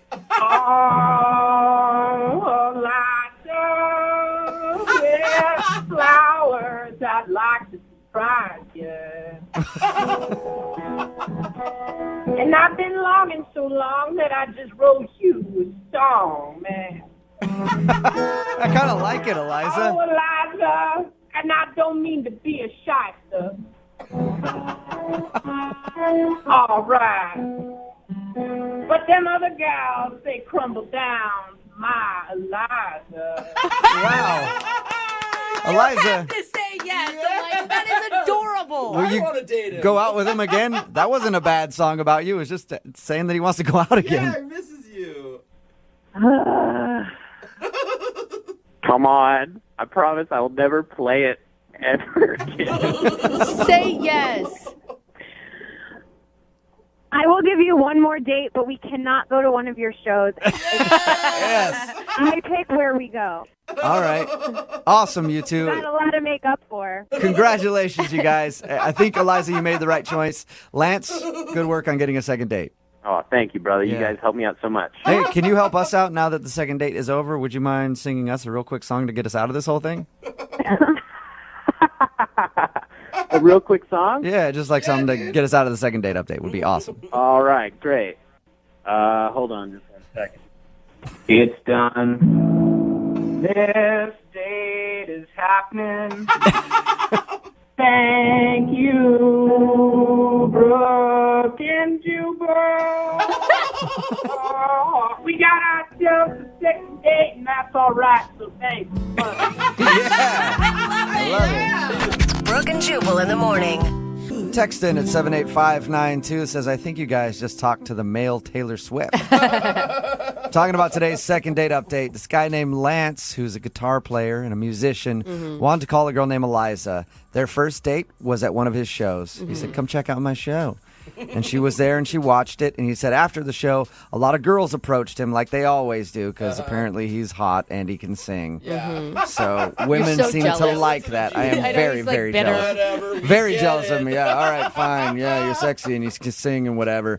But she didn't want to call him back because apparently all of his songs are about other women. And their titles are even women's names. Yeah. I Like, mean, it's one thing to sing about love in general, but very specific. so she was scared she would be the subject of one of his songs, and But she she didn't also want to date him. Probably wants it a little bit. Yeah. I mean, like, you don't want to be a song subject, but on the other hand, that'd be kind of cool. That's how it works. Me and Jubal, I take girls to comedy shows, and afterwards we always do meet and greets, and it kind of backfires. Like, girls are like, oh my God, you talked to all these girls, and they're like, but I'm going home with you. Yeah. Like, they like that. Or they're like, I hope you never write a joke about me when you date them. And they're like, so did you talk about me on stage? Yeah, right?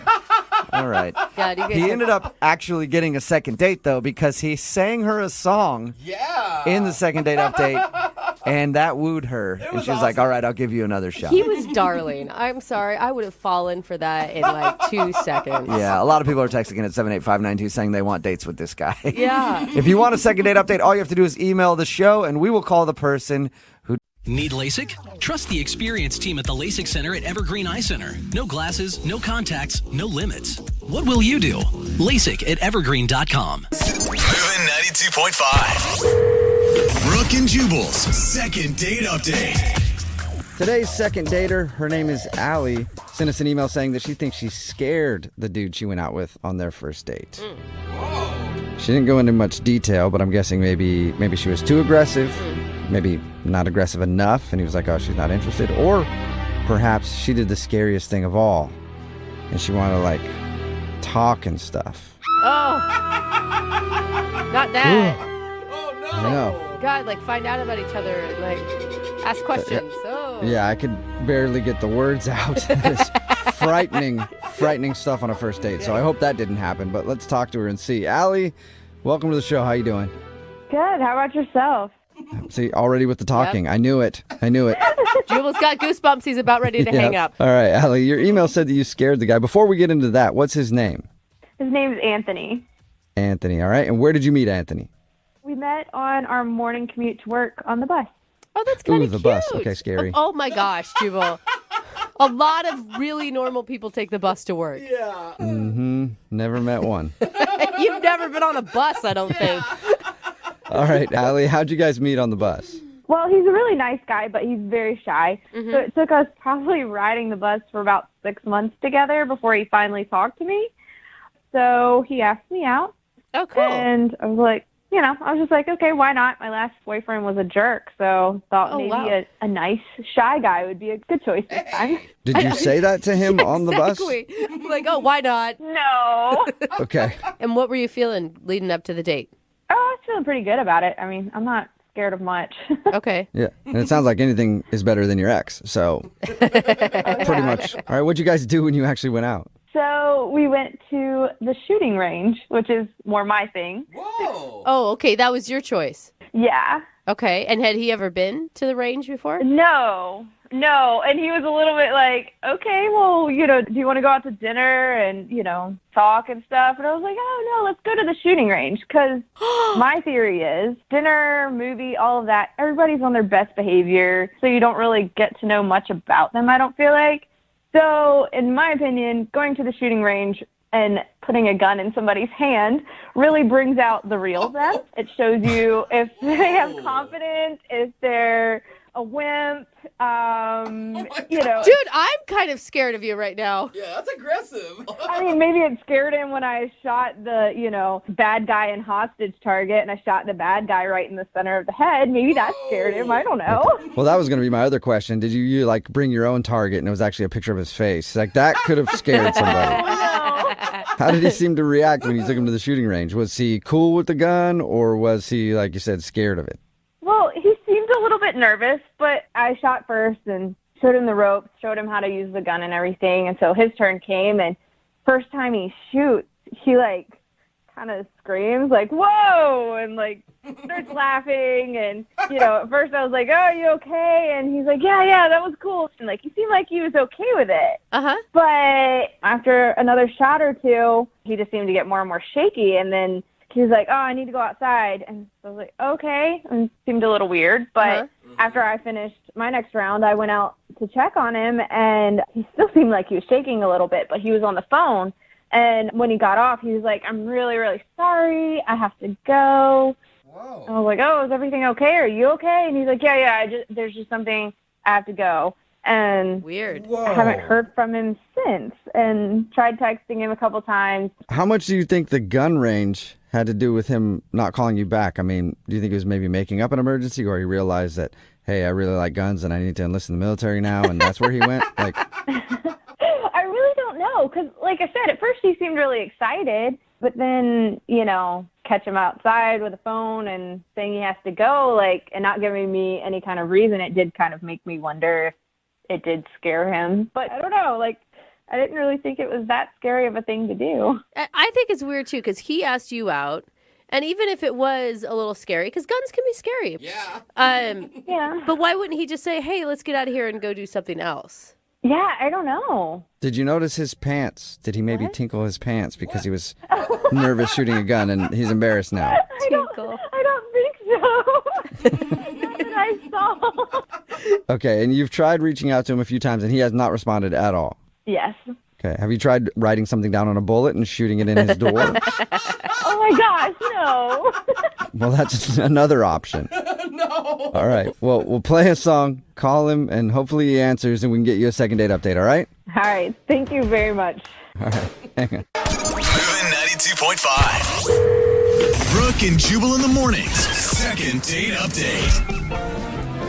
And welcome back, ladies and gentlemen, to the second date update, and also the new Broadway smash hit, Allie, Get Your Gun.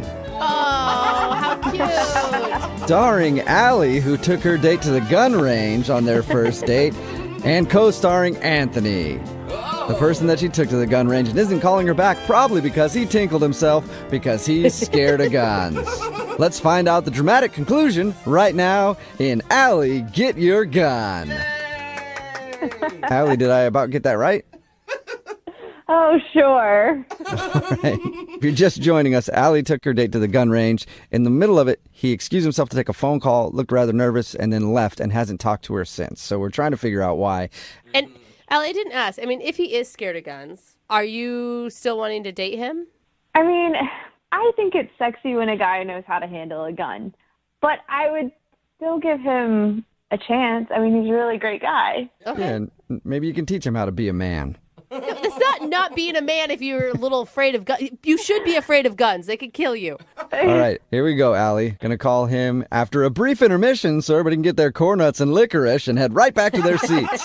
It's Allie, Get Your Gun. Oh, my All right, gosh. here we go. Dial his phone number right now.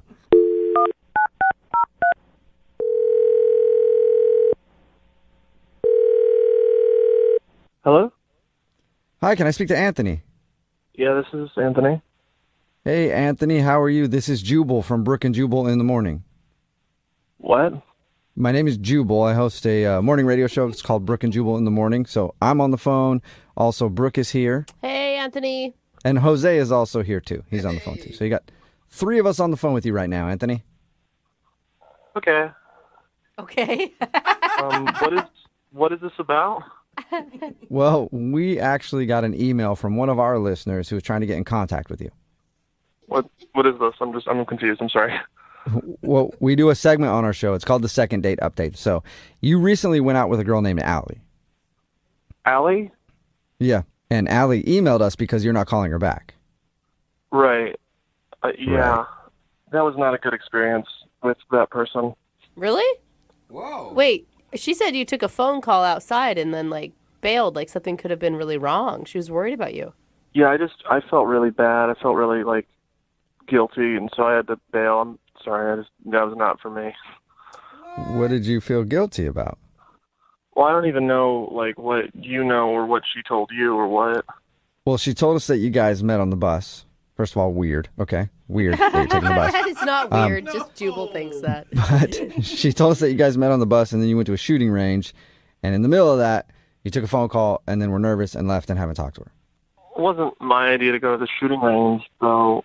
So you didn't like the shooting range? Well, parts of the shooting range were not for me. But how is Like that the bathrooms her are fault? dirty, or what do you mean? Like, what part didn't you like? Okay, so we were at the shooting range and we shot some bullseyes, and she was helping me, and that was all right. That was fine. And then there were the silhouettes of people, and we shot some of those. That was fine too. Mm-hmm. Then they had this papered picture of a deer to shoot, and I don't know. I love animals, and she was just it was right there, and she was like, "Come on, do it!" To shoot this. I know it's not a real deer, but it was just she got me to shoot it, and I just felt immediately just so bad, just not good at all. Oh, that's really sweet. You felt bad shooting a fake deer silhouette? It wasn't a silhouette. It was a picture. It was looking at me. I could see its eyes. So you shot Bambi, Sweetheart. and you felt bad. Don't say that. That makes me feel even worse. Oh. Anthony, I think that's fine to have those emotions. But why does that make you not want to call her back? Well, I was feeling bad about that, and so I went outside and I called my mom, and I wanted to talk to her about it. And I was like, I feel like I'm a bad person, and she said that, yeah, I am. Oh my gosh, she confirmed that you were a bad person? Well, yeah, I mean, the way she said it's you start with paper deer, and then what's next, plastic deer, then it's just you're getting more normal until you hit a real deer. You're just getting used to it. It's a slippery slope. It was a Right. gateway deer is what you shot. She said it's probably a bad influence. So she thinks that Allie is a bad influence on you because she wants you to kill animals. My mom didn't raise me that way to shoot deer, paper deer, anything shaped like a deer. We loved animals. Okay. But you were cool shooting the silhouettes of people, just not the deer. Well, they didn't have faces. Oh, okay. That makes sense. They can't look at you, Jubal. It's just a black silhouette. That's true. Good point. Honestly, maybe it's just the way I was raised, but I think shooting a deer would hurt me more than shooting a person. Okay. Okay. Why didn't you just tell her that? Well, she was so into it. She was excited. I came back. She'd shot the deer more. That must have been just horrible for you. She just couldn't stop shooting the deer. She was really into it. Oh my God. Well, Anthony, I do need to let you know that Allie is actually on the other line right now, so it's a perfect opportunity for you to confront the paper deer murderer.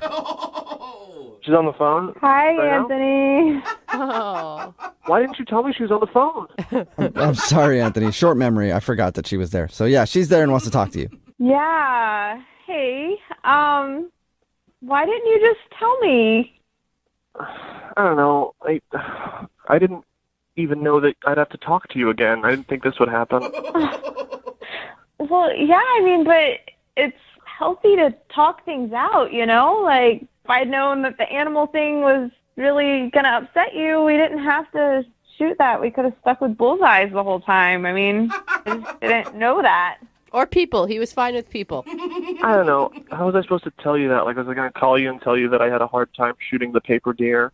Yeah, I mean, I guess I could see that being awkward. I think the hardest part of that conversation would have been saying, I had a hard time shooting the paper deer, and then I had to call my mom about it. It's funny. I mean, it's just a paper deer. It's not even like you shot the real thing. I mean, come on. It's not a big deal. It is a big deal. It had eyes. It could see me. And you know what? I mean, no matter what your mom says, I'm not a bad influence on you. I'm helping toughen you up. Don't talk about my mom, okay? You don't know what my mom knows. So did mommy help you get over everything after you got back from the shooting range?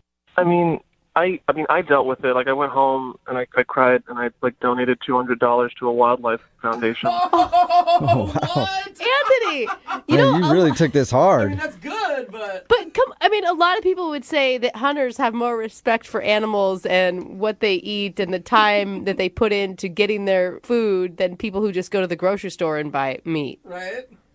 Yeah, but then they shoot them. Right, that's the whole point of hunting. I guess now would be a bad time to say that, I grew up hunting and I have antlers mounted on my wall. Oh, no. Oh, that's not good. You should take those down. But it's not a big deal. I mean, I really just can't believe you're serious that this is really happening. But you've killed them. I mean, yes, I killed them, but I ate their meat, so their life didn't go to waste. That's so gross. Oh man, All right. dinner date's gonna be real hard for you too, Yeah. isn't it? I mean, are you a vegan? I'll eat like chicken and fish, but I won't eat like bear meat or forest meat with a face. Forest meat. Oh my Anthony, God. you know that they get chicken and fish with a shotgun, right? They stand outside of the water. and- No, the way they do it is a lot more cruel. Stop talking about this, please. Well, how about you guys go talk about it in person and go on another date? Anthony, would you like to go out with Allie again? We'll pay for it. I'll eat a steak. Oh wow. I don't appreciate the laughter, and I don't appreciate the offer. I don't want a steak, especially when I'm with someone who might have killed the steak. So is that a no, Anthony? It is a firm no. Yeah. Oh, man. Well, Allie, I'm sorry. You did not get a second date out of the deal. I'm not. I mean, this was way more entertaining than our first date, and I really like to keep eating meat, so I'm totally okay with this. Okay. Anthony, thank you for your time, man. Hopefully, after some counseling and stuff like that, you'll be able to get over shooting that paper deer.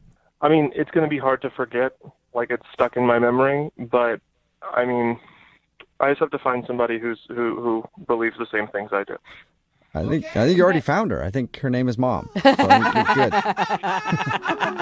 good. Brooke and Jubal in the morning. Got a text in at 78592. It says, poor guy, he has PTSD from watching Bambi. Can't you hear that? It's Brooke and Jubal in the morning talking about today's second date update. If you missed it, Allie wanted to call this dude Anthony. They went to a gun range together. It was her idea. She likes to shoot. He had never done it before, and he split in the middle of it. He got a phone call, said he had to leave. It turns out, when we got him on the phone, that he was uncomfortable because they were shooting the normal targets, and then a deer target came up, and he shot at it. He felt really bad, so he called his mom, and his mom told him that he was a bad person because he was shooting at a deer target. And then he left, and he just feels horrible about the whole thing because he shot at a deer. But not a real deer. It wouldn't be that big of a deal to me if, he didn't feel comfortable shooting whatever. That's fine. But calling your mom, I mean, that's where I draw the line. Like, come on, buddy. Yeah, on a first date to call your mom and go, Mommy, guess what just happened? I shot at a deer, a picture of a deer. Am I bad? And she's like, yeah, you're bad. Get home. You're getting a spanking right now. She's like, I don't want you hanging out with that kind of person. Right. Yeah. You're an adult, man. Yeah. Of course, every single dude who owns a gun is texting in right now I'll take her to the shooting range. I'm not afraid to be a real man. She needs to stop dating mama's boys. Yeah, it's that, or it's a lot of people making jokes about how she dodged a bullet. Yeah, a lot of dodge a bullet jokes. Thank you for those. Keep them coming because I'm enjoying reading them. All right, remember, if you want to do a second date update, all you have to do is email the show, and we will call the person. Moving 92.5. Brooke and Jubal's second date update. I feel like more people just have random hookups at Halloween parties than any other type of party. Yeah. You know, because you think about it, like you're out there, girls are kind of dressed sexy, guys are dressed in their macho, superhero costumes, or like a barbarian and their shirts off, and everybody's already kind of letting it all hang loose, so you're a little bit more relaxed, ready to hook up. And plus, if you're, playing a different character, it's not even you that's doing it. It's like, hey, I'm Yoda, and Yoda gets to have sex with whoever he wants to tonight. I've been a man for the last 3 Halloweens, and that attracts an entirely different type of audience. Exactly. Mandy, who is on the phone with us to do a second date update right now, was at a Halloween party, and she had a little fun herself. Right, Mandy? I did. I had a lot of fun, actually. How much fun did you have, Mandy? I had a lot of fun. Yeah, that's what we like to hear. So tell us a little bit about the party before we get into the person who you want us to call today. Yeah, it was this giant Halloween house party. Those are always fun. What'd you go dressed as? A sexy kitty. Oh, very creative. All right, so you were in your sexy kitty gear, and I had my ears and my cute tail and, my cute little outfit. So it was a huge party? It was a huge party, All right. Massive. Like, I'm surprised we didn't get shut down. And so, I meet this guy, and he's dressed as a pirate, like a hot pirate. Was this the beginning of the night, or were you quite a few drinks in by the time you met Pirate Man? I was probably maybe 2 drinks in, but I don't usually get sloppy and stuff like that. Like, I'm pretty with it. The thing about costume parties that I've noticed, Mandy, pirates get chicks. Oh, yeah. They do. Pirates always get girls. Every time I'm at a costume party, the pirate always has a girl with him. Zombies, not so much, but pirates get chicks. Pirates can even wear that costume not on Halloween and get chicks. Yeah. I think Johnny Depp had something to do with it. Yeah, that's it. You see a pirate and you automatically think Johnny Depp. Yeah, and I mean, he was looking really good. And so we start chatting, and then we're having a drink together. We start dancing and grinding on the dance floor. Yeah! Get it, pirate man. Like, sexy kitty, like, I had to be careful of his sword. Like, his, you know. What do you mean? Which one? Yeah, and not the one on his waist, you know. I mean, like, whoa. So... So he was grinding his sword into your hip, and that's when you knew that he was also interested in you. Yeah, and like then we start making out right on the dance floor, and like he's whispering things into my ear, and he's making me laugh. So we find a room. We went upstairs, and we were messing around. Like, he ripped off my tail. Like, I was like, oh my God, and it's so not me. Like, I usually don't do that. I mean, we didn't go all the way, but we almost, you know. So you did stuff. Certain bases. A lot. Yeah, we went around the ballpark. Okay, so you did a lot. So what happened after your little rendezvous? Yeah. Well, we went back, and we were, like, kind of dancing again, and, like, I'm blushing or whatever, and he says he'll be right back. He's going to go get a drink. Mm-hmm. And, like, 15 minutes go by, and he never came back. What? Did he leave the party, or did you run into him again later? I mean, I looked for him, and so I went up to the guy who was hosting the party, and, I mean, this is super embarrassing, but I couldn't remember the guy's name, or maybe I just didn't get his name. I mean, it was really awful, so I had to go and ask the host what his name was. Like, who was the pirate? What's the guy's name? I mean, it was really, it was embarrassing. Yeah. So he told me the pirate's name was Jonathan, and then I asked the host for Jonathan's number, and he gave it to me. Okay. And I sent him a text, like, hey, it's Mandy, you know, sexy kitty kind of thing. And I waited a couple days, and then I wrote him again, like, hey, are you okay? Like, you know, what's going on? And then I, like, made an, like, you know, making a reference. Making a joke about his pirate costume. And he hasn't responded to you at all? No, it's weird. I've texted him twice, and he hasn't responded at all. But, Mandy, do you really think it's that weird? I mean, you didn't even know the guy's name. Yeah, but, okay, Brooke, we had serious chemistry. And, like, I think you know, when you have chemistry with a guy, like, it's not just, like, a random hookup. Like, there was something definitely there. So you don't think it was just a one-night thing, or he messed around with you and then was like, oh, God. No, I keep playing, you know, it in my head, like, what went wrong? Like, am I too easy? Even though I wasn't, like, I mean, yeah, okay, maybe I was that night, but, like, I'm, you know, like, what happened? For him to take off like that, I feel like maybe he might have a girlfriend or something, and then you guys messed around, and he was like, I have got to leave. I'm at my friend's house, and now I just messed around with this sexy kitty. No matter how sexy the kitty is, you shouldn't be messing around on your girlfriend. So he probably decided to run out. I mean, that would be my guess. Unless he's a real pirate, and he had to charter a boat somewhere. Yeah, who knows? Maybe it wasn't even a Halloween costume. Yeah. I mean, I hope he doesn't have a girlfriend because, I mean, I'd really like to see him again. All right. Well, we're going to play a song, come back, get him on the phone, and get your second date update, okay? Okay. All right, hang on.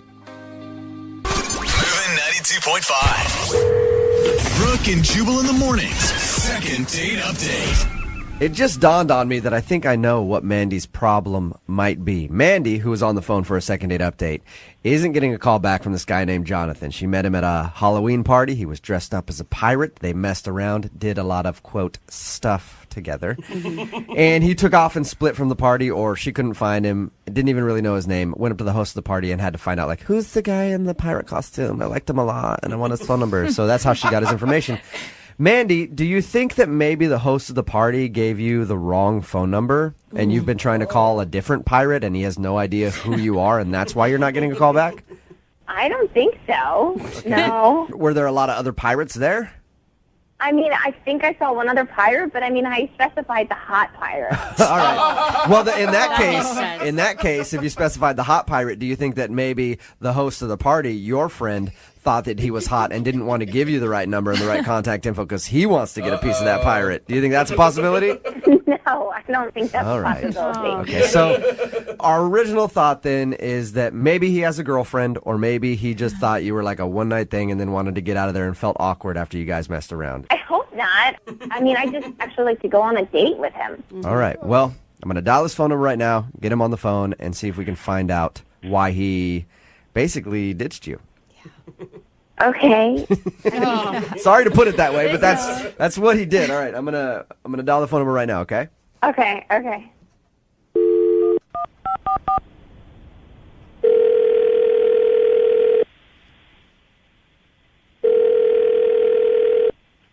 Hello? Hey, can I speak to Jonathan, please? This is he. How are you, man? This is Jubal from Brooke and Jubal in the Morning. Okay. How you doing? All right.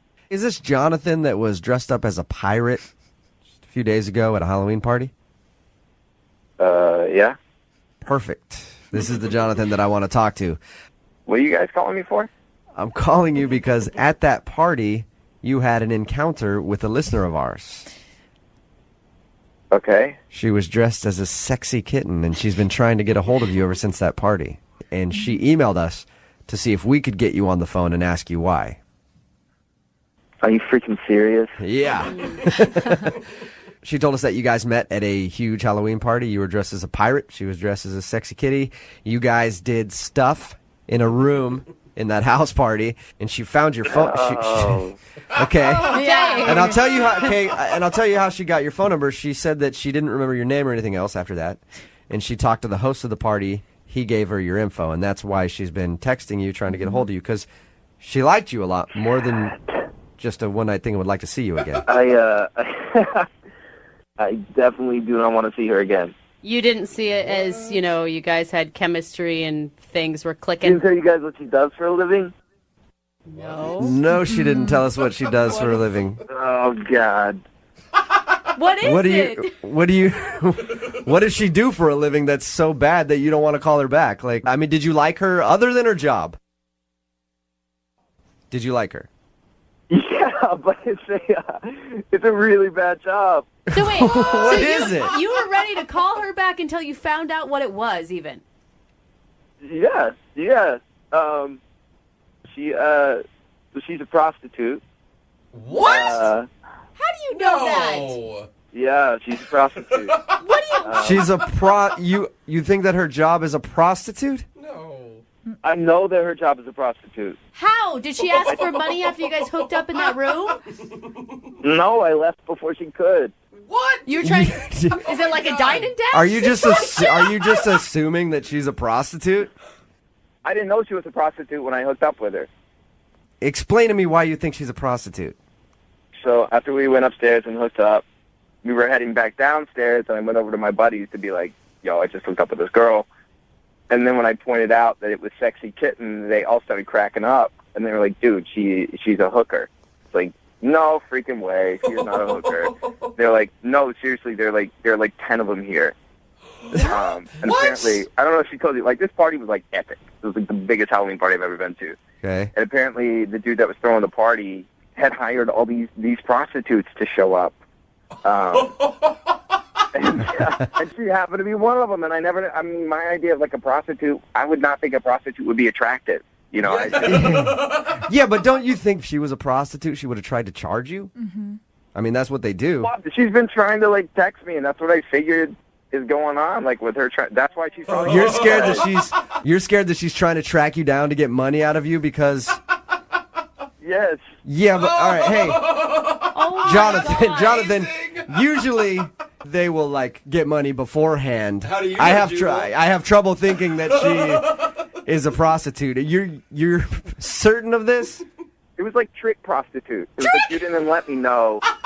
It was like prostitute entrapment. So you think she did like a bait and switch, like she messed around with you, and then she was going to be like, "Oh, by the way, you owe me $600 for that little thing." Absolutely. That's why I ducked out. My friends were like, "Hey, sexy kitten's looking for you," so I just got the out of there. That's why you left. That is insane. Yes. Well, why don't we ask her if she's a prostitute, Jonathan? You think I'm a prostitute? You freaking give me holy she's on the phone? Yes, she is. Dude, you guys are in on this now, too? No, I'm not. We're not trying to get payment. We're trying to get you to talk to Mandy because she wants to go out with you again. No, I don't want to go out with her again. Did you guys hear what I just said? She's a prostitute. I'm not a prostitute. Yes, you are. Oh, my God. I can't believe you freaking think I'm a ass prostitute. Oh, my God. No, Mandy, he didn't say he said he thought you did a good job. I never said I just said prostitute. Oh, my God. I'm humiliated. I'm not a prostitute. Then why were you looking for me? What? Because I liked you. Because I wanted to keep dancing and kissing you. But not because I was trying to track you down for $600. Why would other people accuse you of that if you weren't a prostitute? That makes no sense. Maybe because your guy friends in your life are idiots and fools, and they were just trying to, take the piss out of you. I don't know, because they're idiots. That's why. Dude, there's no way that they would lie to me about that. Jonathan, I don't know what I can... I'm not a prostitute. I live at home with my mom and my dad. I'm going to school for public health. I don't know. Do you want to come look at my chemistry books? Do you want to look at my phone? I mean, this is ridiculous. I don't know, but what I know is there were prostitutes at that party, and people pointed out you and said that you were one, and I trust my friends. I don't know you. I know them, and I don't think that they would lie to me. Were you paid to be at the party, Mandy? As maybe a shot girl or something? No. This is so ridiculous. Jonathan, if I were a prostitute, why would I be calling you via a radio show? Yeah. Good point. Good point. Yeah. That is a good point, Jonathan. Yeah, Jonathan. If Mandy is a prostitute like you think, I doubt that she would email us to try to collect payment from you. That's her name. In a radio segment.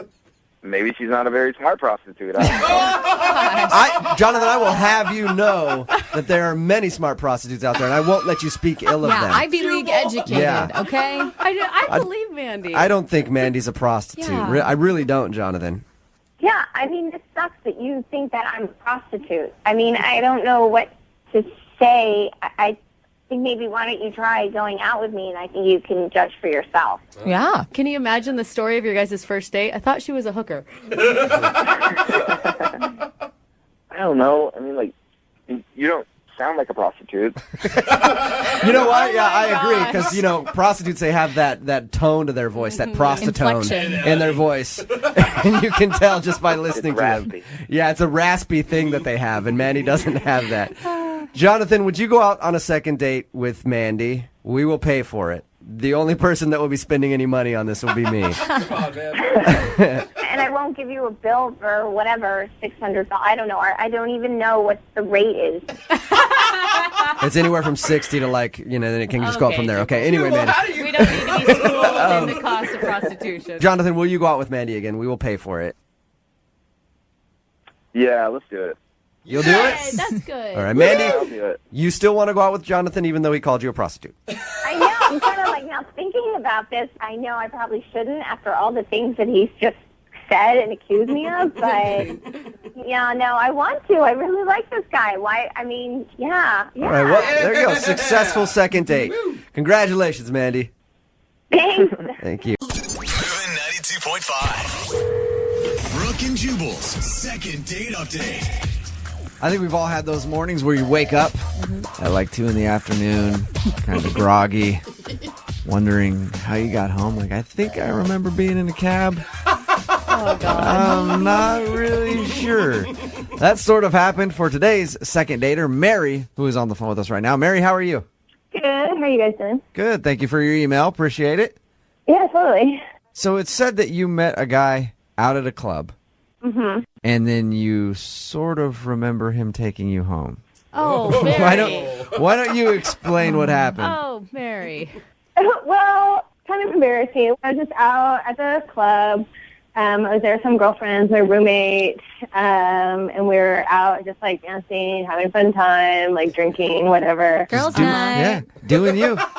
Yeah, just like normal night. And you know how like guys at clubs can usually be like aggressive and just like come up and like grind on you, and it's like totally obnoxious. And Yeah, I and you always have personally- the girlfriend come in and try to rescue you by Yes. dancing with you, and then you dance away. yeah, totally. You like give them the look, you have the sign, and you're like, hey, like get me out of this one. Yeah, absolutely. Yeah. So we're kind of like doing that, going back and forth, just having like a girls' night out. But then there was this one guy who just like seemed sweet, and what was like nice about him was that he actually asked me to dance. Like he didn't just like come up on me, and that was like really refreshing. Isn't that sad that that's our standard in society Yeah. today? Like, he just asked before he rubbed up on me. Yeah. So we were like dancing a little bit, and then kind of broke off from the group and got a drink and. So you hung out with this dude at the bar all night. Well, yeah, I mean, we were like drinking, dancing, like just kind of back and forth, Okay. like having a fun So, time. so you hung out with the dude at the bar all night. I mean, we were dancing and Just say drinking. yes. So Yes, you hung do it, out Mary. with the dude at the bar all night. That's pretty much what I'm saying, Mary. Okay, yeah, that's what we Okay. were doing. So he seems great, so I like give him my phone number, and he like I don't even know how that happened, but he was like, "You're awesome! Like, put your number in my phone." Here's my phone. Type it. I love that. Type move. it in there. It is a good move. I've seen that happen quite a bit. So Yeah, so like here's where it gets embarrassing. I gave him my phone number, and then things get really hazy. mm-hmm. It sounds like it, Mary. The next thing I know, we're just like having one of those epic, super fun cab rides. I mean, it was all funny. It was like me, my roommate, and him. We were all just kind of like laughing, like having a fun time. But I think there was like a moment where he woke me up. I was falling asleep. Were you like passed out on the way home? Yeah, but I do remember that he helped us get into our place. Okay. So was it like he was taking care of you? I mean, I've been out and I've been with drunk girls before, and I'm like, I'm going to make sure they get home safe. Yeah. And I'll take a cab home and then put them into bed. And then be like, oh, okay, I guess she actually is passed out. I guess I should go. I mean, that's a nice thing, I think, for him to do if he was just trying to make sure you're safe. But, I mean, Jubal, is there ever a time where a girl passes out on you in a cab that you still find her attractive after that? Don't ask Jubal Okay, for you're right. Yeah, I know. Yes, I do. Get that power napping, Come on, girl. bro. Yeah. Because when we get You're going to home- be up for a while. You need to take a nap. Okay, so what's the last thing you remember from this guy? I guess he got us inside and got me in my room, and then next thing I knew, like in the morning, he's gone, and my roommate and I are like kind of trying to piece together our night. So wait, Did he stay the night? No, he definitely didn't stay the night, but I mean, I want to see him again. Like, we haven't even kissed. I want to see him again and like thank him. Yeah. Like, we had a fun time. Would you even be able to pick him out of a lineup? Yes, yes. Pretty sure. One thing I remember. If it was a lineup of some really blurry pictures, I could do it.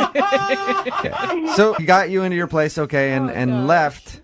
Have you tried asking him out? Have you tried getting a hold of him? Yeah, I tried to call him a couple of times and nothing. Wait, what's his name again? Steven. Do you know that it's his number that he left you in his phone? Yeah, I mean, his voicemail says, "This is Steven, leave a message." Okay. Well, we'll play a song, come back, call him, and get your second date update, okay? Cool. All right, hang on. Moving 92.5. Brooke and Jubal in the mornings. Second date update. I just thought of something. You did. Mary is on the phone with us. Mhm. She wants to do a second date update. She met this guy, Steven, when she was out drunk. Yeah. Barely remembers him. They took a cab home, her roommate, and him. Mm-hmm. All she remembers is him, like, helping get her up to the place, putting her in bed, and then he's never seen again. She said she talked about the evening with her roommate. Mm-hmm.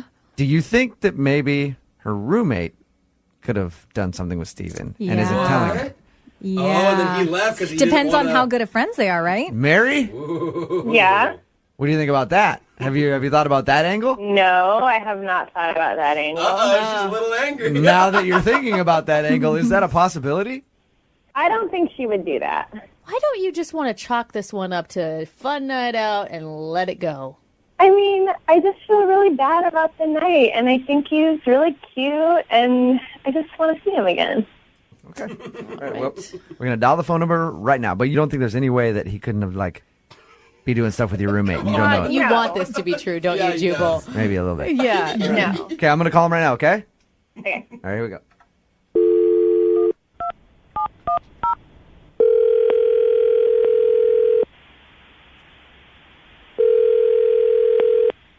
Hello? Hey, is Steven there? Yeah, that's him. Hey, man, how are you? This is Jubal from Brooke and Jubal in the Morning. I'm moving 92.5. Okay. Okay, you ever heard of us? No, I haven't. All right, you obviously don't live in America. We do a morning show here on Moving 92.5. We have a segment on our show called the Second Date Update. Okay. You recently went on a date with one of our listeners. I mean, I say date, it wasn't really so much of a date. You recently met one of our listeners at a bar and helped escort her home. Oh, yeah. Rings a bell. Does this happen often, or do you know who I'm talking about? I know who you're talking about. Okay. Her name is Mary. Mary emailed us and said that she really liked meeting you. She thought you were an awesome guy. She admitted that she was probably a little bit too drunk at the end of the night. And she's been trying to call you ever since you helped her get home to thank you, but you're not answering any of her phone calls. I don't want to do this. I don't want to be on the radio for. Yeah. Sorry. Can we just a few minutes of your time? I promise we'll let you go soon. No. Hey. Oh, is he really You gone? did hung up, yeah. Whoa. Dude, Mary. What did Mary do? Yeah, Mary. Mary, how did you make this dude feel that uncomfortable that he's like scared of you? I don't know. Sweet Mary. Yeah. Ah, dancing. What happened? I don't know. Let's see if we can call him back again and see if he'll answer. I'll try to keep him on the phone. He does not sound like he wants to play, though. Yeah.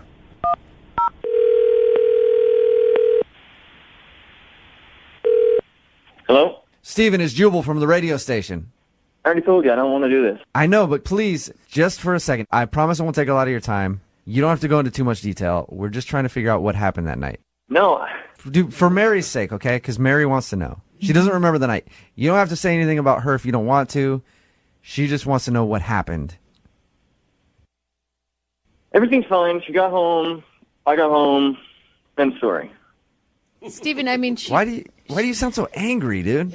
She doesn't remember. It wasn't pretty. Did she, like, puke on you or something? No, she didn't puke on me, but she got a little too drunk for her own good. Yeah.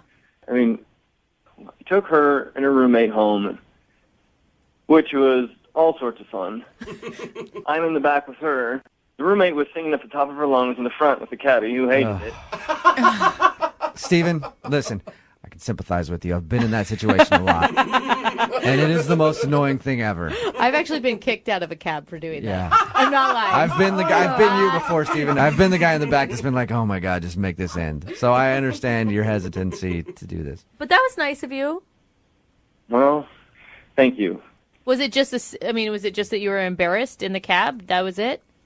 Well, the whole thing was embarrassing. We got her in the cab. Like I said, the roommate was a ball of joy. She was passed out in the back, grabbing at my junk. Oh, nice. No. Grabbing at it? That's not the way you want it done, you know? Yeah. To say the least. I mean, I don't need a drunk girl half passed out in a cab. I don't need that. Yeah, it's not sexy. No. There's sexy grabbing at the drunk, and then there's not sexy grabbing at the junk. And it doesn't matter if you're a guy or a girl doing it. Did you tell her to stop? I mean, I pushed her away. She's like, oh, no, come on, just let me touch it. Try and tell a drunk girl something. Yeah. What's that? So she groped you and then passed out, and you helped her get into her room and then left, and you didn't want anything to do with it. I had the cab hold out in front. We got her roommate to help me get her in. She was at least functional. So we got him into the house. She was passed out. I left. I took the cab home, and here I am. All right. Well, thank you for sharing with us what happened. Yeah. Appreciate it. Yeah. Yeah. I do want to let you know that Mary is actually on the other line and heard everything that you just said, too. Really? Yes, she is. Mary, go ahead and say hi to Steven. I am so embarrassed. Oh, Mary. Do you remember doing any of that, Mary? No, Steven, I'm sorry. You're so nice. I'm not like that. I don't know what happened. Mary, that's never happened before? No, never. That you can remember. Right. That's not me. I am not like that. I don't know what happened. Yeah, it wasn't pretty. I mean, was it like a little sexy?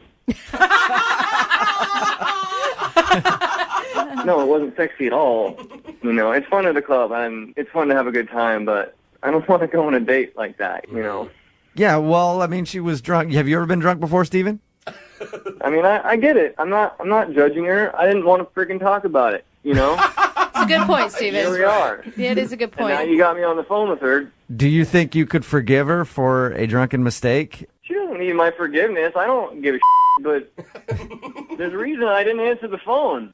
Oh, come on. Mary, I mean, you guys obviously had a connection at the beginning of the night. Yeah, I mean, we do, but when you don't want them to touch your in the cab as you're passing out, like, that kind of ruins it. That brings me to my next question. Steven, would you like to go out on a second date with Mary? We will pay for it. No alcohol. The groping is completely up to you guys. I mean, come on, Steven. We were having such a good time. I honestly, that's not like me. And I don't know. Let's just give it a second chance. I promise I'll, sit on my hands, whatever you're comfortable with. We'll have a bouncer follow you guys on the date. And if there's any appropriate touching, we'll separate you two. How about that, Steven? Come on. I mean, Mary, I'm not trying to be a jerk, but I didn't answer the phone on purpose. And you call a radio show to have them call me and trick me to get you on a second date with you? Called me a tried to play with my damn near threw up in your bed. And I wanted to thank you for getting me home. Have a second shot. There you go, Steven. And I'm glad you're home, and I'm glad everything's safe. But next time, just think a little. Well, I mean, I don't even remember touching your first of all.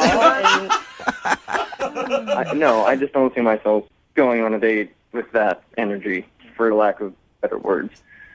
With that energy. Mary, how do you like being referred to as that energy? I'm not like that. I don't know what happened. Mary. Steven, thank you for your time. I appreciate it. Mary, at least you left a lasting impression with Steven. He will never forget you. Mm-hmm. Oh. Second date update. We do lots of second date updates where strange things happen to couples while they're out. Yeah. But this might be the strangest. Really? Because the date that was supposed to happen never did. Ooh. Okay. Where did it go? Wait, it's like a mystery? Who did it go with? Dates never happen all the And time. what would you do for a Klondike bar? I am so confused by all of this. Yes, many, many questions that we may never get answers to. That's not why I'm confused. The mystery. It's the Klondike bar and why you're so mysterious about this. Is that a word? Well, maybe we'll just get some Mystified. answers by asking Ray, who's on the phone right now and actually has the information that we're looking for. Now, Ray, this sounds a lot like a certain mystery novel I couldn't put down the other night called Ball Gags, Lies, and Dead Guys. Have you heard of that one? I have not, but I'm hoping we can get to the end of this novel quicker than that, I hope. Yeah, well, highly recommended, okay? It's a page turner. I was definitely choking something back. Okay. Oh my gosh. At least we know this novel doesn't include dead guys, because Ray, you're alive and on the phone with us. Yeah, 100%. I'm here. Okay, All right. good. I'm hoping that your story is as interesting as the one I was reading. So I bet it's not. tell us about the girl that you want us to call today. What's her name? Her name's Kate. Okay. Okay, and how'd you meet Kate? So we met online on an app, yada, yada, yada. Not so interesting. But we hit it off. It seemed great. Okay. We were having a great time. We were chatting back and forth, and we decided to, meet up. Yeah. Here's where the problem comes in. I'm on my way to her house. My phone dies. I start digging around, no phone charger. Oh, it's the worst feeling. Oh gosh. I kind of remember the address. I definitely know the street. Oh, no. Oh, it's like olden How days. do you navigate? Oh, my God. You had to pull over, ask for directions? Well, as for directions, but I'm like, do you guys know Kate? You could have gone to a gas station and bought a charger for your phone. Oh, that's actually smart. I didn't ever even You're think of right, but my biggest fear was to be late for my date. that. Okay, so did you find her apartment? Well, what I think is the address that Kate lives at is actually the address of this lovely elderly couple. So you had a date with two old people. Cool. Well, I did. I spent a good bit of time with them. So, wait, hold on. You walked up to a house thinking that it was Kate's place, but an elderly couple answered the door and you went in? Well, an older woman answered the door, and I asked if Kate was there, and she's like, come on in. She didn't quite say Kate didn't live there. Oh, my God. I mean, I think they were a little lonely, but it was cool. So with hanging out with your new old friends, did you find out that this wasn't Kate's house? I found out right away, but like the lady was so insistent on like helping me find Kate Oh, no. that I couldn't leave. Did these old people not have a cell phone charger for you either? No, they had one of those like rotary dial phones. Oh, my God. A landline. All right, so did they ever locate Kate for you? They called around to the neighbors and finally figured it out. Oh, my God. Old people like have time to do anything. Like you can walk in with a problem and they'll spend the entire week trying to solve it for you. Well, and all of a sudden, you're like the hot topic of the neighborhood gossip. I'm sure they're still talking about me today. So wait, what happened? Did you meet Kate? I went over there and it was not good. Oh. No. Was she mad that you were late? Yeah, I mean, she definitely was a little bit upset because like I was over an hour late. Yeah. She didn't even like want to hear that I was like talking to her neighbor. These old people, like she was over it. So she hasn't even heard your cute story about your cute old friends now? When I tried to explain to her like what had happened, she told me to like get off her property, and if I didn't get off, she was going to call the cops for trespassing. Oh, that's a positive response. Probably a good sign that she wanted to see you in handcuffs. I don't think that's what we take from that. Well, I mean later, but like after dinner, I think. Yeah. So the date never happened, and so we know why, obviously. She's not calling you back, and you're just hoping we can convince her to go out again?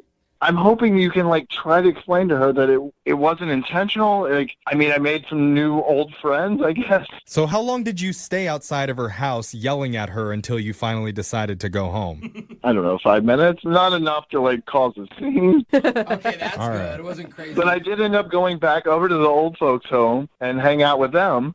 Okay, well. Yeah, they were so nice. What? And I felt bad for them because they were like, if it doesn't work out, come back over here. So I did. Oh, my God. What did they say about Kate? I mean, you told them the whole story. They're obviously vested in your love life at this point. They felt terrible for me. They said that any girl would be lucky to have me. Oh, classic. Yeah, that is classic grandma, old grandpa. people.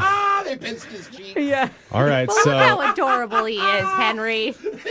so you haven't been able to reach Kate at all? Not at all. How many times have you tried to get a hold of her?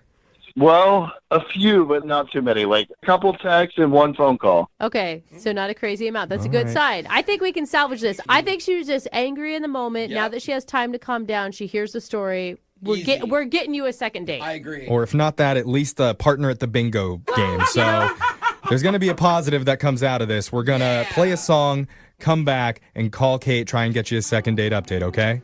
Oh, my God. Thank you, guys. That'd be huge. I feel like I totally screwed this up. All right. Yeah, we're going to try and fix it for you. Hold on. Second date update. If you're just tuning in for part 2 of the second date update, we're on the phone with Ray. Ray never actually met up with his date. Yeah. Well, I mean, I guess he kind of did. Yeah. But his phone died. He was very late, so she ended up just yelling at him and threatening to call the cops.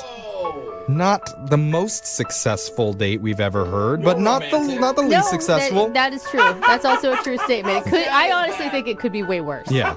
And I've done way worse. Yeah. You know what? I believe that, Ray. Yeah. And you never got to explain that you were just down the road at some old couple's house smoking a J while playing Boulder Dash. Whoa. We were watching Jeopardy with a J. Well, we're going to find out a little bit more. Are you ready to call Kate here? I would love a second chance with this girl. I think you've got, I mean, like I said maybe before, but I was even thinking about it more. I think there's no way this girl is not going to give you a second chance, right? She was super mad in the moment, not because of you, but because of all the bad dating experiences she's had. And I think she's not calling you back now because she's embarrassed. Like, how embarrassing to overreact like that. Yeah. Well, I mean, she didn't even really know what she was overreacting to. She was just like, you're an hour late. That's ridiculous. And I, 100% respect that. Yeah, for sure. See, it's good that you understand that. This is going to be fine. All right. Well, we're going to call Kate right now and try and get your second date update, okay? That would be so great. Thanks, guys. All right. I'm dialing the phone number now. Here we go.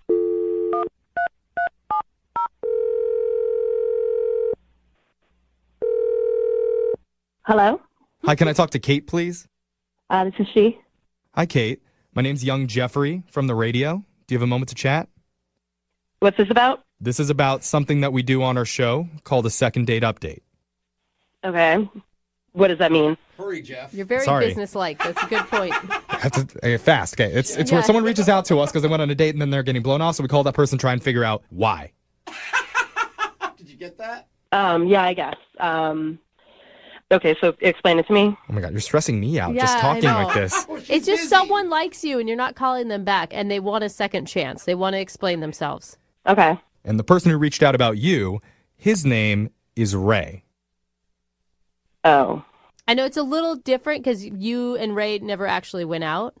Well, I mean, he was over an hour late. Like, who does that? Yeah. You heard that. Ray does. Yeah, and you know what? I wasn't even going to go out with him after he showed up anyway. Well, Why? I mean, he had a really good reason for being late. Did you hear him out at all? No, I just saw him pull up in my driveway, so I didn't need to hear what he had to say. Oh, well, you should have. It may have changed your mind if you actually heard his excuse. Well, whatever. He was driving American. What? He's an American. Huh? Like, that matters. The car was American. American made? Duh, I just said that. Okay, I'm just trying to clarify. I don't get it either. So you're not calling him back because of the car he was driving? Yeah, you'd think that he would be driving like a Maserati or a Mercedes or like a Beamer, but he was in a Ford. And like, I'm not going to be caught dead in a Taurus. What? Wait, hold on. Why would you assume people are in a Beamer and a Maserati? Yeah. Because in his dating profile, it said that he makes over 6 figures. And like, you don't drive a Taurus when you're making over 6 figures. That's actually not true. You do drive a Taurus if you're making over 6 figures and you're good with your money because cars are wastes of money. Brooke's rich and she drives a Subaru. That sounds really lame, actually. Like, if you have a ton of money, don't you want people to see it? You know what I mean? Like, they don't have to ask me what I make if I'm driving a Jaguar or whatever. So, Rich people, you do know someone's rich if they drive a Jaguar. Well, it is kind of weird to put that in your dating profile, to brag about money and then not brag about it in other areas of your life. I could see absolutely that. Kate, you know what? You're right. Ray should answer these questions. Ray, explain yourself. I would love to explain myself. Ray? Yeah, we didn't tell you. Ray's actually been on the other line listening during this whole conversation. Oh, come on. That's how these work. You didn't tell me that he was on the other line. I thought I was just talking to you guys. Yeah. You sound pretty passionate about your stance on American-made cars. I mean... Well, absolutely. I mean, what is the point of having money if you're not going to spend any of it? Yeah, Ray. Yeah, where's your Porsche, Ray? Wait, hold on. Why am I going to spend my money on a car that just loses money the moment I buy it? Like, I'd rather spend my money on experiences and, like, enjoyment in life. Girls don't want experiences and joy. They want material things, Ray. I don't need a nice car, but the guy that I'm with does, so that, like, I can feel great in it, you know? Are you for real? Like, yes, that's so what financially fun to be secure is to you? Yeah, when you're with a man who has a nice car, like, everyone knows that you're safe and secure, and like that's the guy that's going to take care of you. I don't know if you've seen like the Consumer Reports like on the Taurus, but it's pretty safe. You're going to live through any of this. It's a good point, Ray. And I assure you, we're going to have a nice dinner wherever we go. Like, I don't know why. But, like, why would you pull up to a valet in a Taurus? You know, like the valet's. Well, I know the valet's not going to like take it for like a test drive like Ferris Bueller. That's true. Kate, wait a minute. You're basing, like, listen to yourself. You're basing your dating decisions off what the valet thinks of who you're out with. Like, that is such a stupid idea. Hold on. Well, no, I think that that's actually, like, it's how I feel. And that's what I like, and that's what makes me feel good. Yeah, women empowerment there. No, it's not women empowerment. Yeah. It's materialism. Yeah, If you want to ride nice in a car, powerful Kate, car that goes from 0 to it. 100 in under 3. Oh, my I God. feel you, girl. Yeah, I mean, you show up, and that's first impression, and it didn't seem fun. Seriously, does it matter what kind of car I drive? I have money. I make tons of money. Oh, God. I just don't waste it on dumb cars. All right, then tell me one thing that you've actually spent money on. Like, it doesn't have to be a car, just something that's fun. Like, what have you bought that's expensive? What? I like this. For real? That's what you want to know? Like, what brings Yeah, me I'm pleasure that I very spent money on? Like, Yeah, put your money where your mouth is. Seriously, I want to know. for your information, for my mom's birthday, I bought her a Louis Vuitton handbag. Ooh, those Oh, that's pricey. That's a couple Well, grand. I didn't know that. That's interesting. And, like, do you buy gifts for people, like, lots of times? What? Okay. What? No, stop. Kate, you are the most materialistic, superficial person I've ever heard. I don't really need to hear from you. I'm asking Ray the question, okay? Okay. All right, Ray, what's your answer? Quiet, bro. Yeah, Brooke. Support women for once. Yeah, I mean, I spend money on people that mean a lot to me. Aw. Okay. Well, maybe I was just a little harsh before, but you know what? If you apologize to me, then I can give you another chance. Oh, what a coincidence. Okay, this is going better. Is it? Is it going better? This sounds terrible to me. Well, I mean, like, I was trying to tell you when I got there, I was sorry. I never even told you the story about, like, my cell phone. Like, these guys have all heard it. Yeah. Well, I know, but, like, can't you just save that story for our next date? Uh-oh. All right, I think that's my cue to jump in God. here and ask Kate, would you like to go out on another date with Ray here? We'll pay for it. I mean, Actually, better yet, Ray will prove how much money he has by paying for it himself. Oh, my God. Hey guys, let me save my money for the third date. All right, we're back to paying for it again. Okay. All right. Wait, Kate, are you going out with him again? I think so, because he seems really down to earth. What? That's your response? You found out Wait. about a person. He's Wait. down to earth. Did you not hear about his Louis handbag for his mom? I mean, that is so sweet. Yeah, Brooke, shame on you. Ray, there is no way you want to go out with this woman. I don't see the problem with going out with her. That was Why are you worried? Kate's whole idea for her future plan is just to marry a rich dude. That's not a plan. That sounds like a pretty solid plan to me, Kate. It's not a plan, Kate. Ray, just so you know, the next date, we're going to take my car. Oh, what do you drive? Yeah, exactly. I'm kind of curious now. Well, it doesn't matter, Ray. It's better than anything that you have. I've got money on a Jetta. Anybody else? Look. All right, well, I think this is a success. Congratulations, you two. Oh, my God. Thank I'm so you. disappointed. You're going to have beautiful, rich babies together. Perfect. You see, guys, it's not about the type. I must be getting my clothes dry cleaned at the wrong place. 'Cause I've never seen an attractive dry cleaner worker. It's usually like old dudes who smell like smoke still. No, we have old ladies at ours. And Yeah. they look like smoke. And Henry's on the phone right now. He actually met the girl that he wants to call today. She was working at the dry cleaner. I guess I didn't ask. Is she an old dude who smells like smoke? No, she's not. Okay. Good. Cool. All right. Just wondering. Shocking. I mean, you do what you want. I just want to get the right picture in my mind. But he met Tara at the dry cleaner. He actually dared her to meet up with him wearing somebody else's clothes from the dry cleaner. He paid her $100. He bet her $100 she wouldn't do it. She did it. They had a fun date. They even kissed at the end of the night, but now she's not responding to any of his text messages. So we're going to see if we can find out why. You ready to go? Yeah, let's do it. I want to figure this out. And you're worried that, I mean, the stunt that you guys pulled could have gotten her fired. Yeah, or like, maybe now she's like wants more money from me or something. She's like, next time we go out, I'll wear something else for $250. Yeah. All right. Well, I'm going to call her right now, see if we can figure it out. Okay. You ready? Yeah, let's do it. Here we go.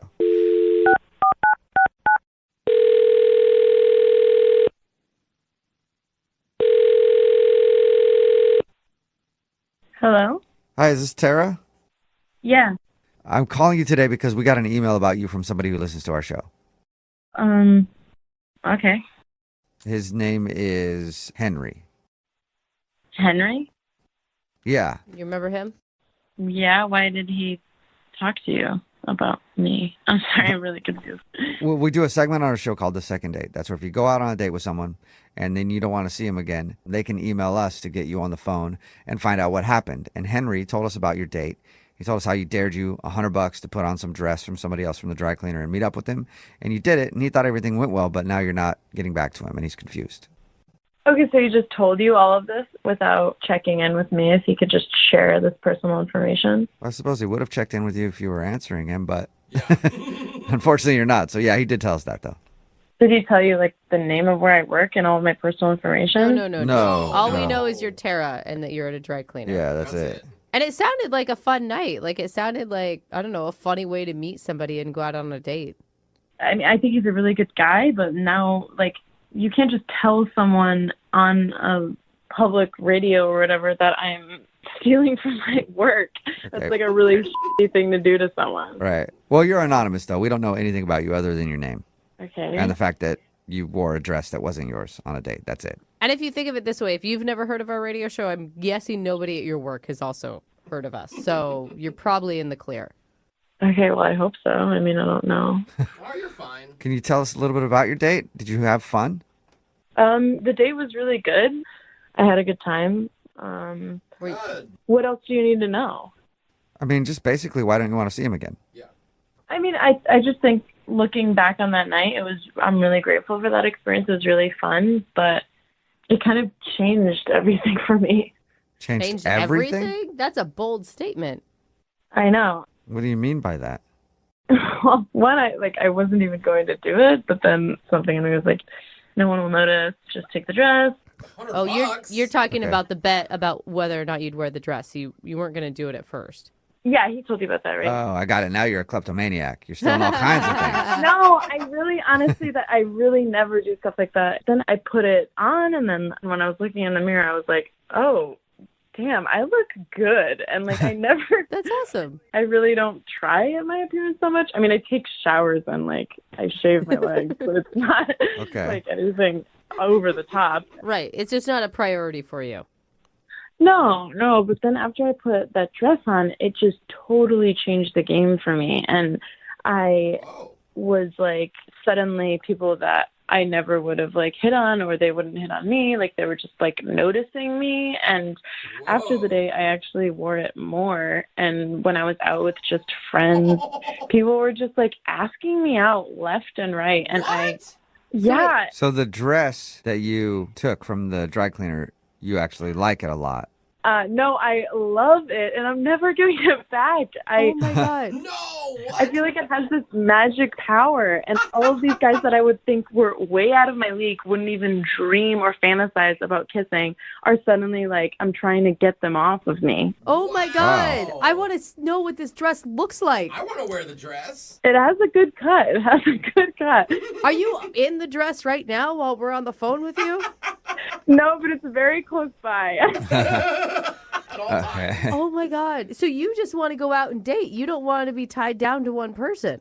Yeah, I mean, kind of. I've never really done this before of like just dating a lot of people and like. Plus, you can't date somebody for a long time because they're going to know you only got one dress. So But I'm meeting people that are so much more attractive than like Henry or anyone that I've ever been on one date with. okay, that's what it is then. That was honest. Because of that dress you've been dating up. I feel bad for saying it, but yeah. Well, I feel bad for not saying this earlier, but Henry's actually on the other line listening and wants to talk to you. Ouch. What? Are you serious? Yeah. He heard that. Wait, Henry? no. Henry? You all right, buddy? Yeah, I'm here. Ouch. How you feeling right now? Tara, are you serious? Are you making this up? I mean, no, but I'm sorry. I didn't know you were on the phone. I'm just kind of being honest right now. Are they really better looking than me? Really? Oh. I find that pretty hard to believe, okay? I'm a very good-looking guy. I have clean suits that I wear. I know. I clean them. She's not saying that you're ugly, Henry, at all. She didn't say that. She's saying that she's upgraded from ugly to good-looking. Yeah, she did say that. That's not exactly what she said. I did not say that. Well, what did you say then? Because that's sure what it sounded like. I was just saying that there's people that don't usually notice me, and they're noticing me now, and And they're better looking than Henry. You said those exact words. I didn't mean to sound harsh. Tara, it is not your fault. Henry, you're the one that called, and you knew that the truth could be a little harsh. And you're the one that told her to wear that dress. Exactly. If anything, Tara should be thanking you. Honestly, thank you. It's really, it really has changed my life, and I really appreciate it. I'm sorry I didn't intend for it to happen this way. Stop, please. Okay, I cannot believe the dress I picked out turned out to be a magic dress. Well, Henry, you said earlier that you know how to pick dresses, and apparently you do, man. Yeah, okay, well. You don't need to be dating. You need to be a stylist. Honestly, you kind of owe me, to be honest. Oh, my God. What do you mean I owe you? I don't understand. I mean, because I gave you $100 and you were able to change your life. Well, I mean, yes, before meeting you, I was $100 less than what I am now. But honestly, the dress, it's changed me, and I really feel like I'm a new person now, and I do have you to thank for that. Yeah, that's exactly what I'm saying, okay? You know, you're Cinderella, and I was into you when you still lived with all of your ugly stepsisters. I'm the guy you stay with in the movie. I'm the good guy, okay? All right, well, Tara, would you like to go out with Henry on a second date? We'll pay for it. I've got a better idea, actually. As you know, I work at a dry cleaner, and there's actually the suit that just came in the other day, and it's so nice. I mean, like all the other suits on the rack are jealous of it. So I was thinking maybe that suit could do for you what you did for me with telling me to wear that dress, and wearing that suit could make other people start to notice you more. Wait, what? So are you asking him out on a date if he wears the suit? I'm confused. Definitely not. I'm not really interested in that, but I will steal this suit for him so that I can pay him back. Oh, my God. Okay. Henry, God. what do you think about that? No date, but she'll steal a suit for you. If you're not going to go on a date with me, fine. I'll take a free suit. Okay. Wow. All right, well, I think this kind of worked out. Like, you didn't get a date out of it, but free clothes. You got some new clothes, man. That's not bad. You know, dating's freaking weird these days, guys. I'll take what I can get. All right, well, now you get to date a new suit. That's awesome. Congrats. Yeah. You're going to look so good in this suit, Henry. Trust me. You're going to get like 6s and 7s. Wow. You're right, Henry. 6s and 7s headed your way. Wow. I'll take it. A dude named Henry is on the phone for a second date today.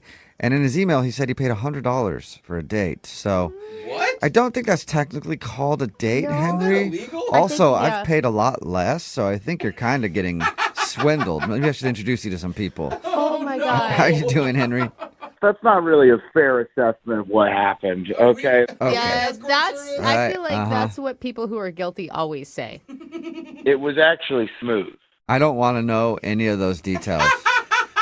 Just, Good thing it wasn't bumpy. yeah. First of all, what's your date's name? Her name's Tara. Tara. Okay. And where did you meet Tara? So I met Tara at my dry cleaning place. Okay. But there wasn't like an ad for her or anything, right? She wasn't standing outside at a seedy strip mall where your dry cleaner is, and you're like, "Hey, I'll pay you $100 to go out with me." No, that's not what happened. So basically, she's the girl at the counter. Oh, okay. Oh, she works there. Okay. She's super pretty. She's always smiling and nice when I go in there, and I go in there a pretty good amount. Okay. Your shirts just keep getting more dirty and more dirty. Every day. Yeah, God, I gotta go in there again. Yeah, it's crazy. Every single day I spill something. Yeah, Yeah, weird. wild. Okay, so you've seen her a bunch, and what made you finally got the nerve to ask her out? So I was looking for an opportunity, but, you know, it doesn't always pop up. But basically, a lady brought in 6 dresses while I was in there. Yeah. And, you know, the lady left, and I turned to Tara, and I said, I'll give you $50 to wear one of those dresses out with me. What? Oh.